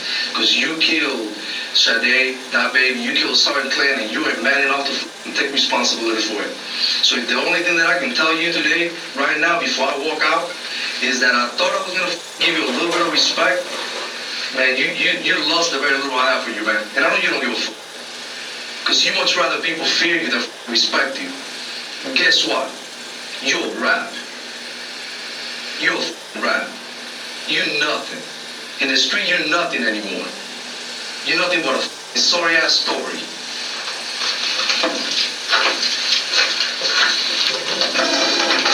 $20.36. This is going to be interview with Markeith Loyd in reference to Sade Dixon's and her unborn child's death. This interview was conducted at the Orlando Police Department headquarters. The time right now is going to be... Open your eyes, Markeith. 8:39. Open your eyes. That was a true angel right there you put down. Making the suspect open their eyes to look at a picture of one of the victims is another emotional reaction tactic interrogators will use. It was a true angel you put down because you're a pointless little f***ing dog. Okay? And my only regret is that you're breathing right now.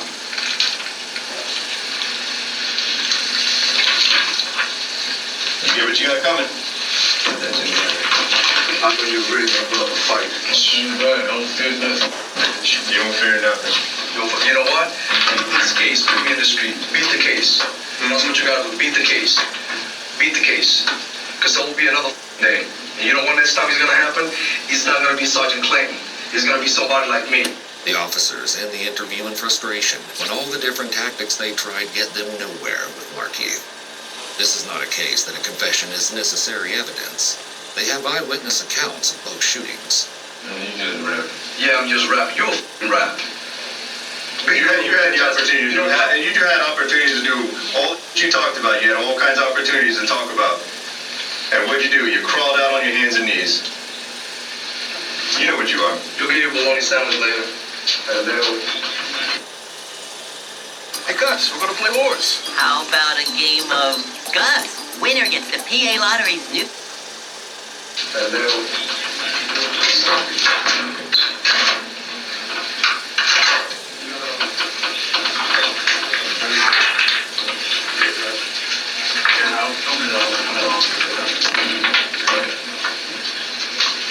In using the Reed method, the interrogators tried two major themes. First was appealing to his manhood and his desire to be legendary. This had relatively little impact, though surrounding appeals to his credibility did evoke some reactions. The other theme attempted was to play on his concept of remorse. However, there was even less success here. More officials come in to take photos of Markeith, cutting his shirt off and documenting his injuries. After a little while, medical assistance arrives for Markeith as well. Markeith was treated at a medical center for about 20 hours before being taken to Orange County Jail. And then, on January 19th, bright and early, he had his first court appearance. On charges related to Sade's death, that is.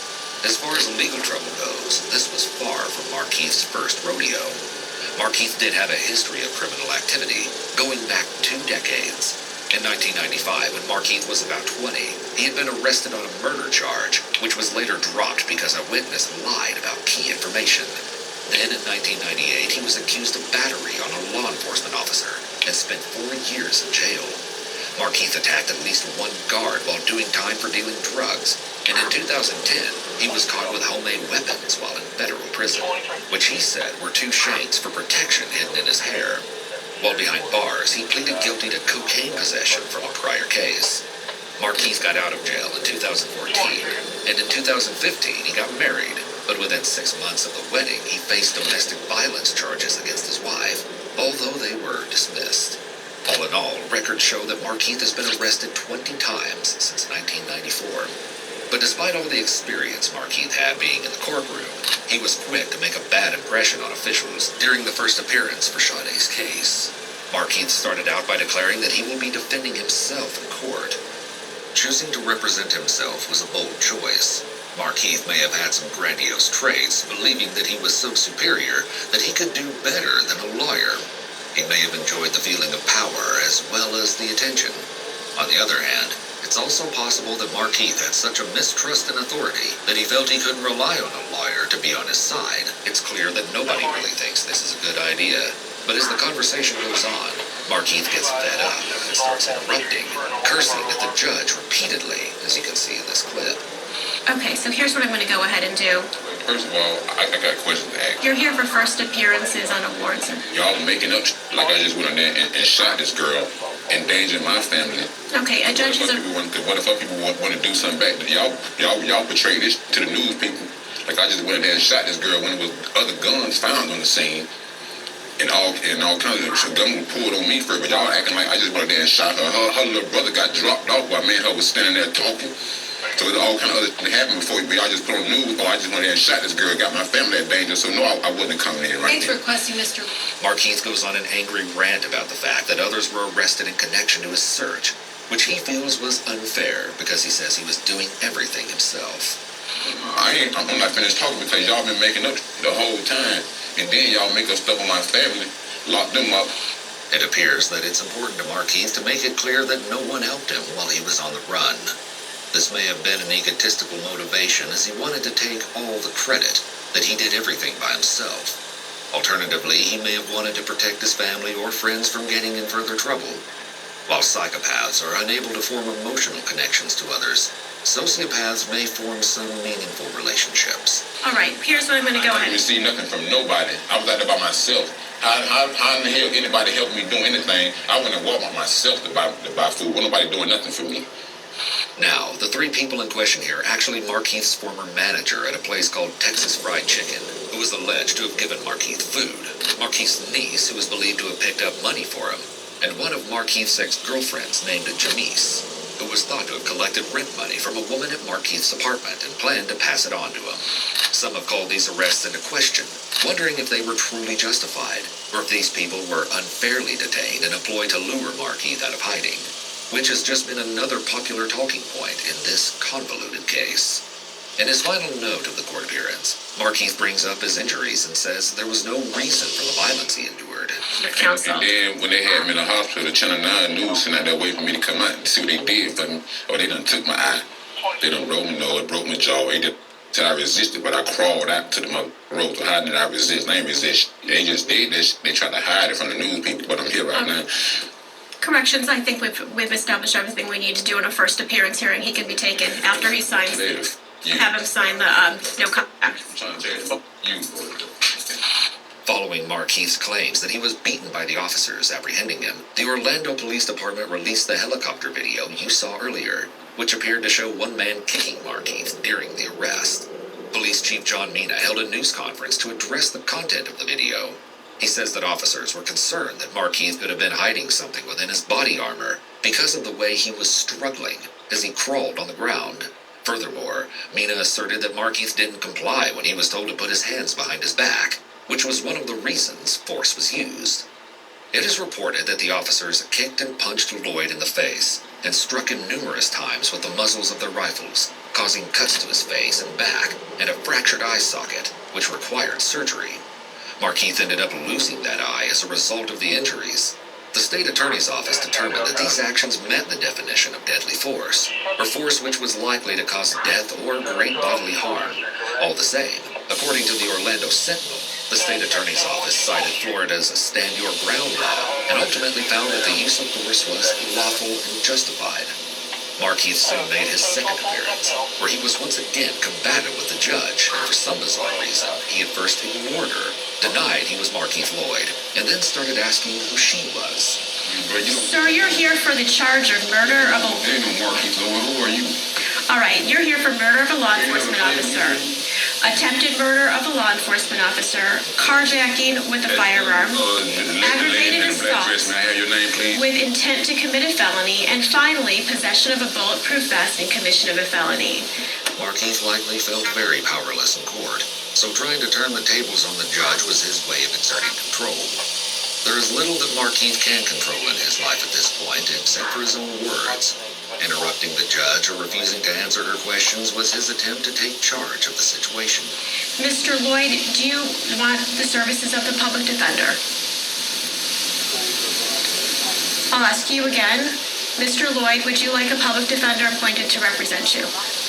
You have a claim against him. Ask me your name, Miss Smith. All right, I'm finding he didn't fill out any paperwork corrections. It's my understanding he didn't want to, so I'll go ahead and find that he's waived his appearance for today. His first appearance is over. Good luck to you, Mr. Loyd. That conversation was certainly less than friendly, and unsurprisingly, the third court appearance didn't go much smoother. Markeith wore a bandage around his head and left eye, and he cursed at the judge again, saying, "I'm here for what? Resisting arrest? And this is what happened to me. Q." Nonetheless, a judge eventually ruled that Markeith was competent to represent himself. Fast forward to February, and Markeith is formally indicted on charges related to Sade and Deborah's deaths. Despite Markeith's insistence that he wanted to represent himself thus far, he suddenly declared that he wanted Florida's highest-paid capital litigation lawyer, Terrence Linneman, to represent him in his murder cases, a wish which was eventually granted. And this brings us to the second half of today's story, the murder trial. In researching this case, I always knew I wanted to analyze the interrogation footage you saw earlier. But the deeper I dug into this trial, the crazier things got. And I realized that the information revealed in court might just be the most intriguing part of the entire case. First of all, reports say that in the months leading up to the trial, Markeith went on a rampage in the Orange County Jail, violently ripping phones off the wall, breaking glass, and destroying a TV and iPad. Authorities say they couldn't get close enough to even use pepper spray. He apparently shouted about how he was the son of God, while causing thousands of dollars in damage to the facility. What's more, in videos of jail visits between Markeith and his family, Markeith appears to make light of his dire situation.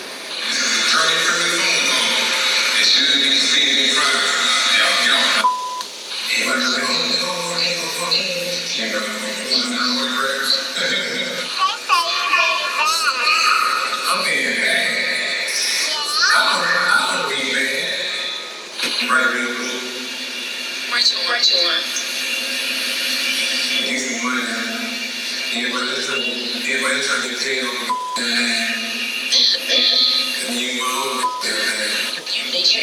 everybody know you. Everybody know you. I'm worldwide.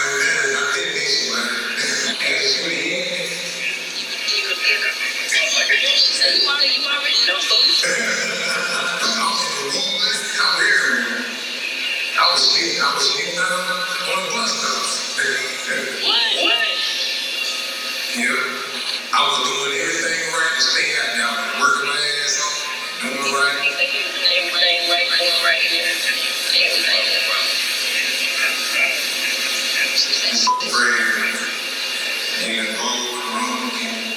He may have been trying to put on a front for friends and family who came to visit him in jail in order to protect his image. He also seems to make fun of Shade.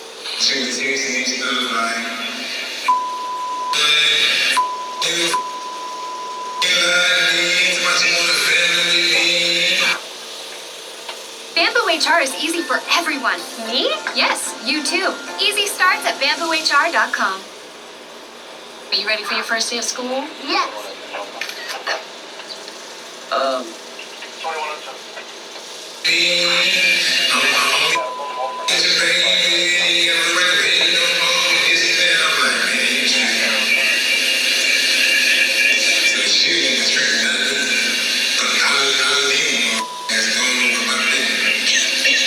Finally, in late 2019, the trial concerning the Shade Dixon case began. During his testimony, Markeith revealed details about his short-lived but turbulent relationship with a young woman, and his words are extremely telling. After getting out of prison, Markeith was working 4 jobs, and he went from being homeless to being able to rent a place of his own. Soon, he was excited to include Shade in his new life, but he says when they started talking, he asked her, "What else you got to offer? What's your credit score?" You see, Markeith had some very strict guidelines of what he wanted his partner to be like.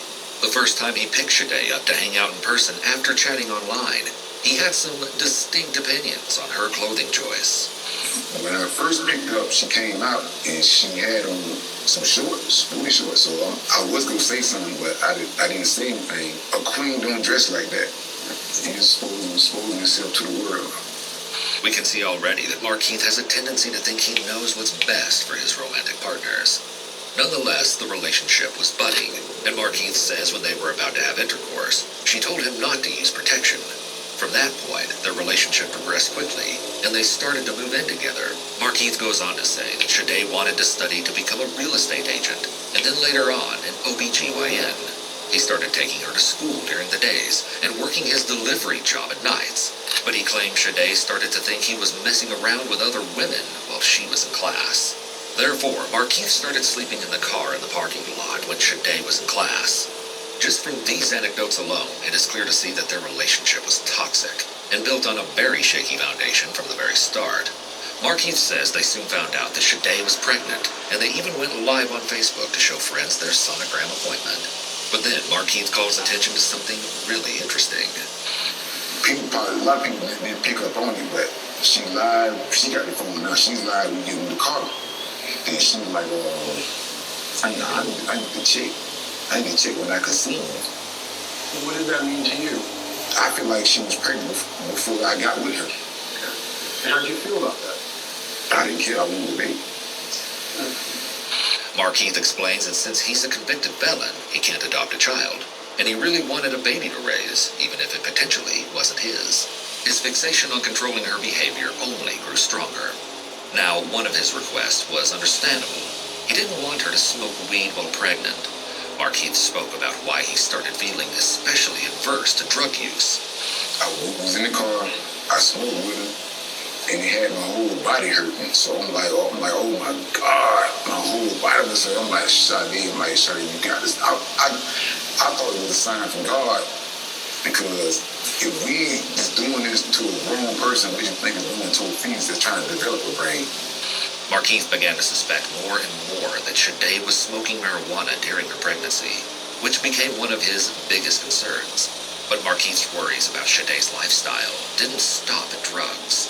He also started instructing Shade not to eat meat. He supposedly hadn't consumed any himself in 10 years, saying that he doesn't believe in killing God's creations. I don't eat meat. I don't believe in death, so I don't believe in killing God's creation. So I feel like God made animals just like He make us. We all the same flesh and blood, so I don't eat flesh and blood. Markeith even says he received signs from God that he shouldn't eat meat, and this next clip shows the unorthodox way this happened. I was in prison in Colorado. I was inside a mountain, and so I came out one day. I looked. I just see so much life. I see so much green, like the trees, the earth, and then it hit me. I'm like, damn. So I felt like God was sending the sign, like, this what it is. It's unclear if Markeith is describing a hallucination in which he was inside a mountain, or whether he is attempting to describe a real situation he experienced. Hallucinations can be caused by a mental health disorder, but they can also occur as a result of drug use. So it hit me. When nature is alive, it's green. The grass and the trees. When nature is dead, it's brown. And they say you are what you eat, so you really are what you eat. So if you take in death go follow. When you start eating how God created you to eat, your feces is going to come out green. Markeith says he feels like he gets signs from God all the time. Markeith's unique moral system also presented itself in more questionable ways. Once, when Shade misled Markeith, he grabbed her by the neck and pushed her down in anger. Later on, though, he felt like what he did was wrong. He cut his long dreadlocks as a show of self-punishment. Things continued to go downhill, and eventually the relationship soured to the point where Markeith decided he wasn't too sure if things were going to work out with Shade.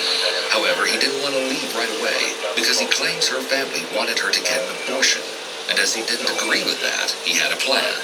He would wait until she was 6 months pregnant to leave her so that she wouldn't be able to terminate the pregnancy.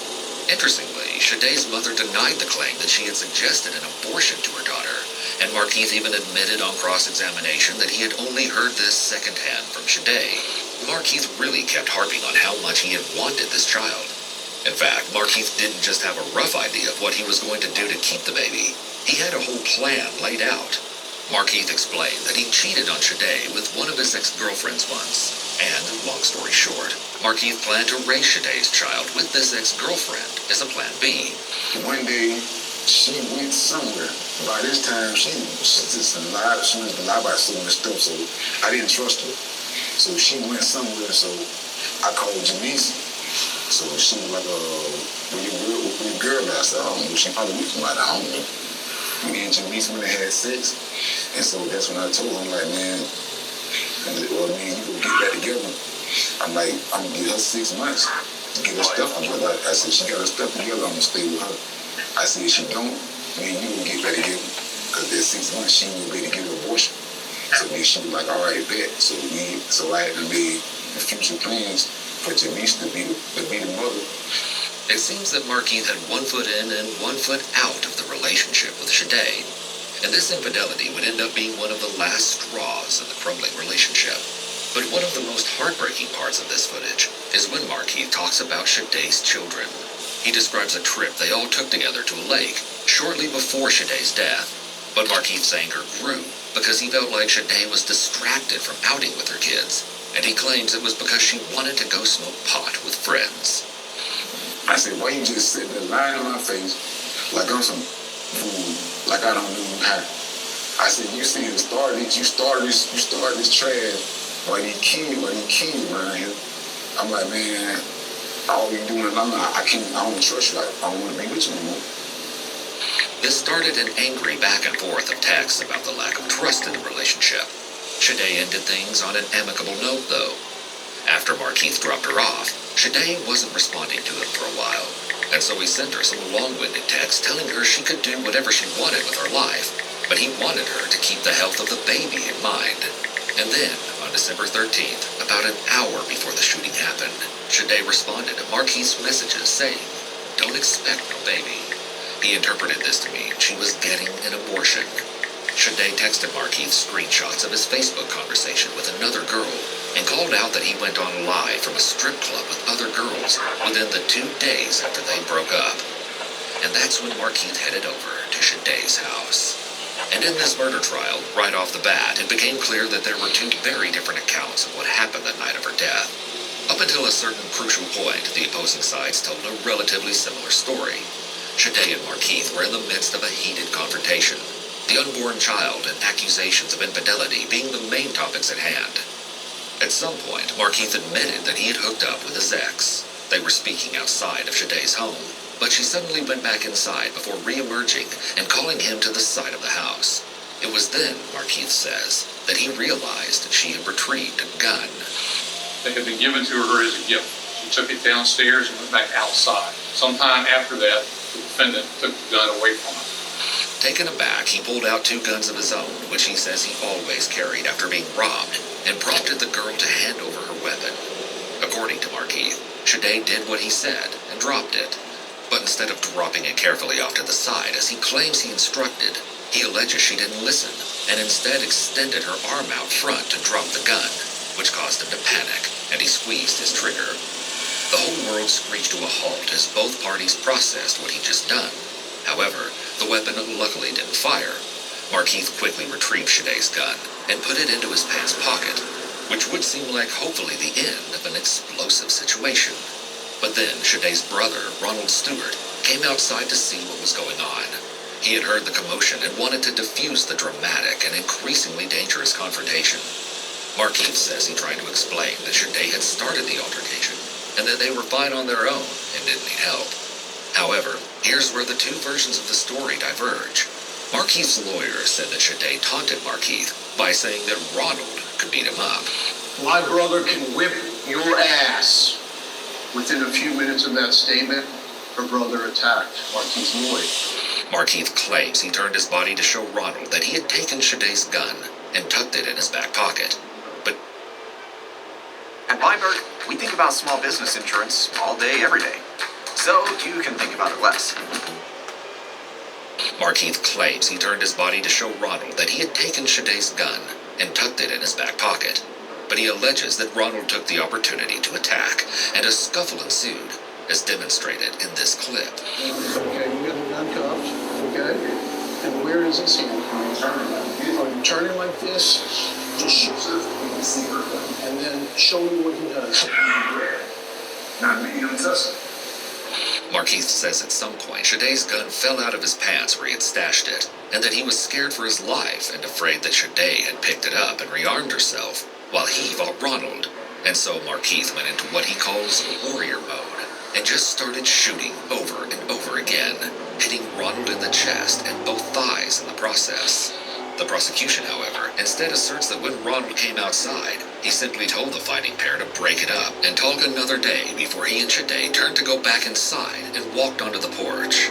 However, they say the door was locked and allege that Markeith did the following. The defendant, who had moved to the end of the driveway, then came up and stood just off of the concrete walkway in the yard. He reached into his hand-warmer part of his jacket, pulled out a Smith & Wesson .40 caliber semi-automatic pistol that he had brought with him. He said, "Nah, she ain't going away. She's not going with you." She cocked the gun, he pointed it, and he fired. The prosecution says the first round hit Ronald in the abdomen, causing him to fall down onto the porch. They say Markeith approached the porch, firing, hitting Shade several times before she fell as well. Ronald Stewart was laying on his back. He walked over, stood over Ronald, shot him a couple more times, left, and just walked out to his car. Ronald himself testified in court that Markeith was standing a little ways away from him and pulled out the gun unprovoked, while Shade was banging on the door trying to get inside. He did his motion to, I guess, put the bullet in the chamber. Before he did that, I was like, it's not that serious, bro. And I had my hands up like this. Hard to bang. And next thing I know, I didn't have control over my body. He then says Markeith stepped over him and kept shooting Shade, before turning his attention back to Ronald and shooting some more.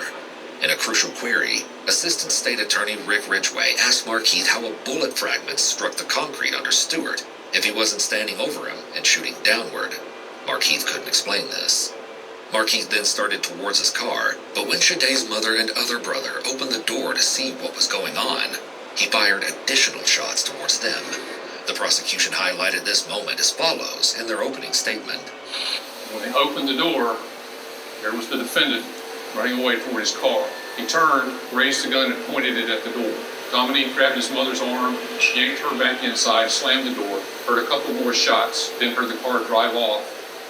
Markeith's side argued that he only took those shots out of fear because he thought Shaday's family was a gun family. I never been with this dad, but I wanted my child. I'm not going to kill my sister. I'm not going to kill my queen. I wanted my child. I didn't want that. All I ever did all my life.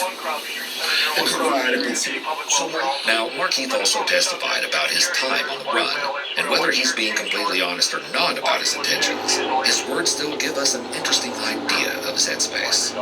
Authorities uncovered text messages sent from Markeith moments after the shooting. He texted Shaday, Don't know if you will make it. I hope you don't. I told you to play with me, and you went and got a gun on me instead of talking to me. Okay. And is there anything incorrect about that? Yes. What is it? I didn't put dumb. I thought I put do. The text message that Markeith sent to Shaday shortly after the shooting indicates that he was already trying to put the blame anywhere but on himself. He's trying to justify his actions. He claims that there was a crucial typo in his text, alleging he meant to say, "Hope you do make it," instead of "Hope you don't." Hours later, he texted Shaday, "You caused this." Markeith says as he went on the run, he saw the news reporting that he went to Shaday's house, banged on the door, gunned her down, and then when her brother came to help, he gunned him down too, which he says was a complete lie. So Markeith wanted to do something to set the story straight. He called his niece and asked her to let people know that it was self-defense. He says he wanted the authorities to have the media retract the version of the story that made him look bad, and then he would turn himself in. In his mind, this would be their way of proving they weren't trying to kill him. Markeith says he was worried that someone took Shaday's gun off the crime scene to make it look like he was the only one with a weapon. Strangely, his lawyer affirms that the gun left in the yard was not included in the probable cause affidavit for some reason. Markeith says he realized the investigators were going to set the story straight, so he sent his niece directly to talk to the news people. So now I tell my niece, I'm like, you know what, Brooklyn investigators, go to the news. Now I send her straight to the news. She goes to the news, she get an interview, and then I call her. I'm like, Keisha, what's up? What happened? She was crying. She was hysterical. She's like, Uncle Keith, they played what they wanted to play. They played what they wanted to play. They played what they wanted to play. So I'm like, all right, man. I'm like, man, they trying to kill me. I'm like, all right. Come to find out, we trying to get the original interview. They done destroyed that. We try to get that from the news people. They done destroyed that. Because they know they part of it too. In cross-examination, Markeith continued to assert that he was the victim in this whole situation. So Ron attacked you, and then you thought Shaday had a gun, and that's why all the shooting took place. Yes. So it really wasn't your fault. No. My question to you is, none of this is your fault. No. In fact, you're really the victim here today, right? Of course I am. I have no more questions. And so, after hearing all sides of what happened in the murder trial of Shaday Dixon and her unborn child, a jury found Markeith guilty of first-degree murder, killing of an unborn child, attempted first-degree murder, 2 counts of attempted felony murder, and possession of a firearm by a convicted felon. Markeith had virtually no reaction, which was quite the change of pace from his early explosive behavior in court. Perhaps Markeith now knew that he needed to make the best impression on jurors, as his life was now in their hands. Now, the defense had one last shot to convince at least one juror from everything that has happened in Markeith's life that he should not get the death penalty. Markeith's mother testified on his behalf, affirming that she would continue to love him no matter what. She spoke a little on Markeith's childhood. At a young age, Markeith witnessed a friend and a cousin being murdered. His attorney explained that in the area Markeith grew up in, Pine Hills and Carver Shores, there are unfortunately 2 routes that a lot of people take, robbing or dealing drugs. He says Markeith chose the latter. Markeith's mother detailed the turbulent home life that Markeith was born into. She said Markeith's father died when the boy was 3 or 4 of a drug overdose. Markeith's mother is asked where Markeith would hang out from the ages of 10 to 13. She responded that he spent his time in the streets and would take care of her other children while she was partying. The violence he witnessed and the trauma he experienced as a child likely had a huge impact on his development. He may have felt like he didn't have much control over his environment when he was young, which led him to have significant issues with control as he got older. Here are some relationship red flags that may signal possible danger to come. History of violence. If someone has a history of any kind of violence, it's a warning sign that more violence could occur in the future. The level of violence often escalates over time. Impulsive. People who are impulsive often act in the heat of the moment, based on high emotions rather than logical thought. If someone is both impulsive and has access to a weapon, especially a gun, this is a dicey combination, engages in dangerous behaviors. If someone is frequently involved in reckless behavior, steer clear. For example, if you're in a car with a partner who is speeding excessively, but they refuse to slow down when you ask them to, this is a red flag. They're showing a careless disregard for your safety. It also may be a scare tactic to show you that they are in control, makes threats toward other people. Pay attention to how your partner treats other people. If your partner frequently threatens or tries to intimidate others, this behavior could eventually be turned on you. Even if the threats are made in a joking manner, this behavior is still a red flag. Tells you what to wear. If your partner tries to tell you what you're allowed to wear, this is a red flag for an abusive relationship. Controlling what someone wears is one way that abusers exert power over their partner. Abusers may also try to control who you can talk to, where you can go, or even what you're allowed to eat. Relationship moves very quickly. Abusive relationships often go from 0 to 100, with couples becoming very serious very fast, possibly moving in together or getting married in a short amount of time. The abuser may be very charming in the beginning phase of the relationship, and the partner likely feels flattered by all the attention. Now, this next part I found really shocking. Apparently, Markeith got kidnapped once when he was about 17, leading to some pretty severe injuries. The beating Markeith received in this instance reportedly lasted 4 hours, which is reported to have contributed to his PTSD and paranoia. Markeith's mother also spoke on him going to a mental institute at age 9. She says he was almost killed in prison when someone stabbed him with an ice pick close to the heart, which added to his paranoia about people coming after him.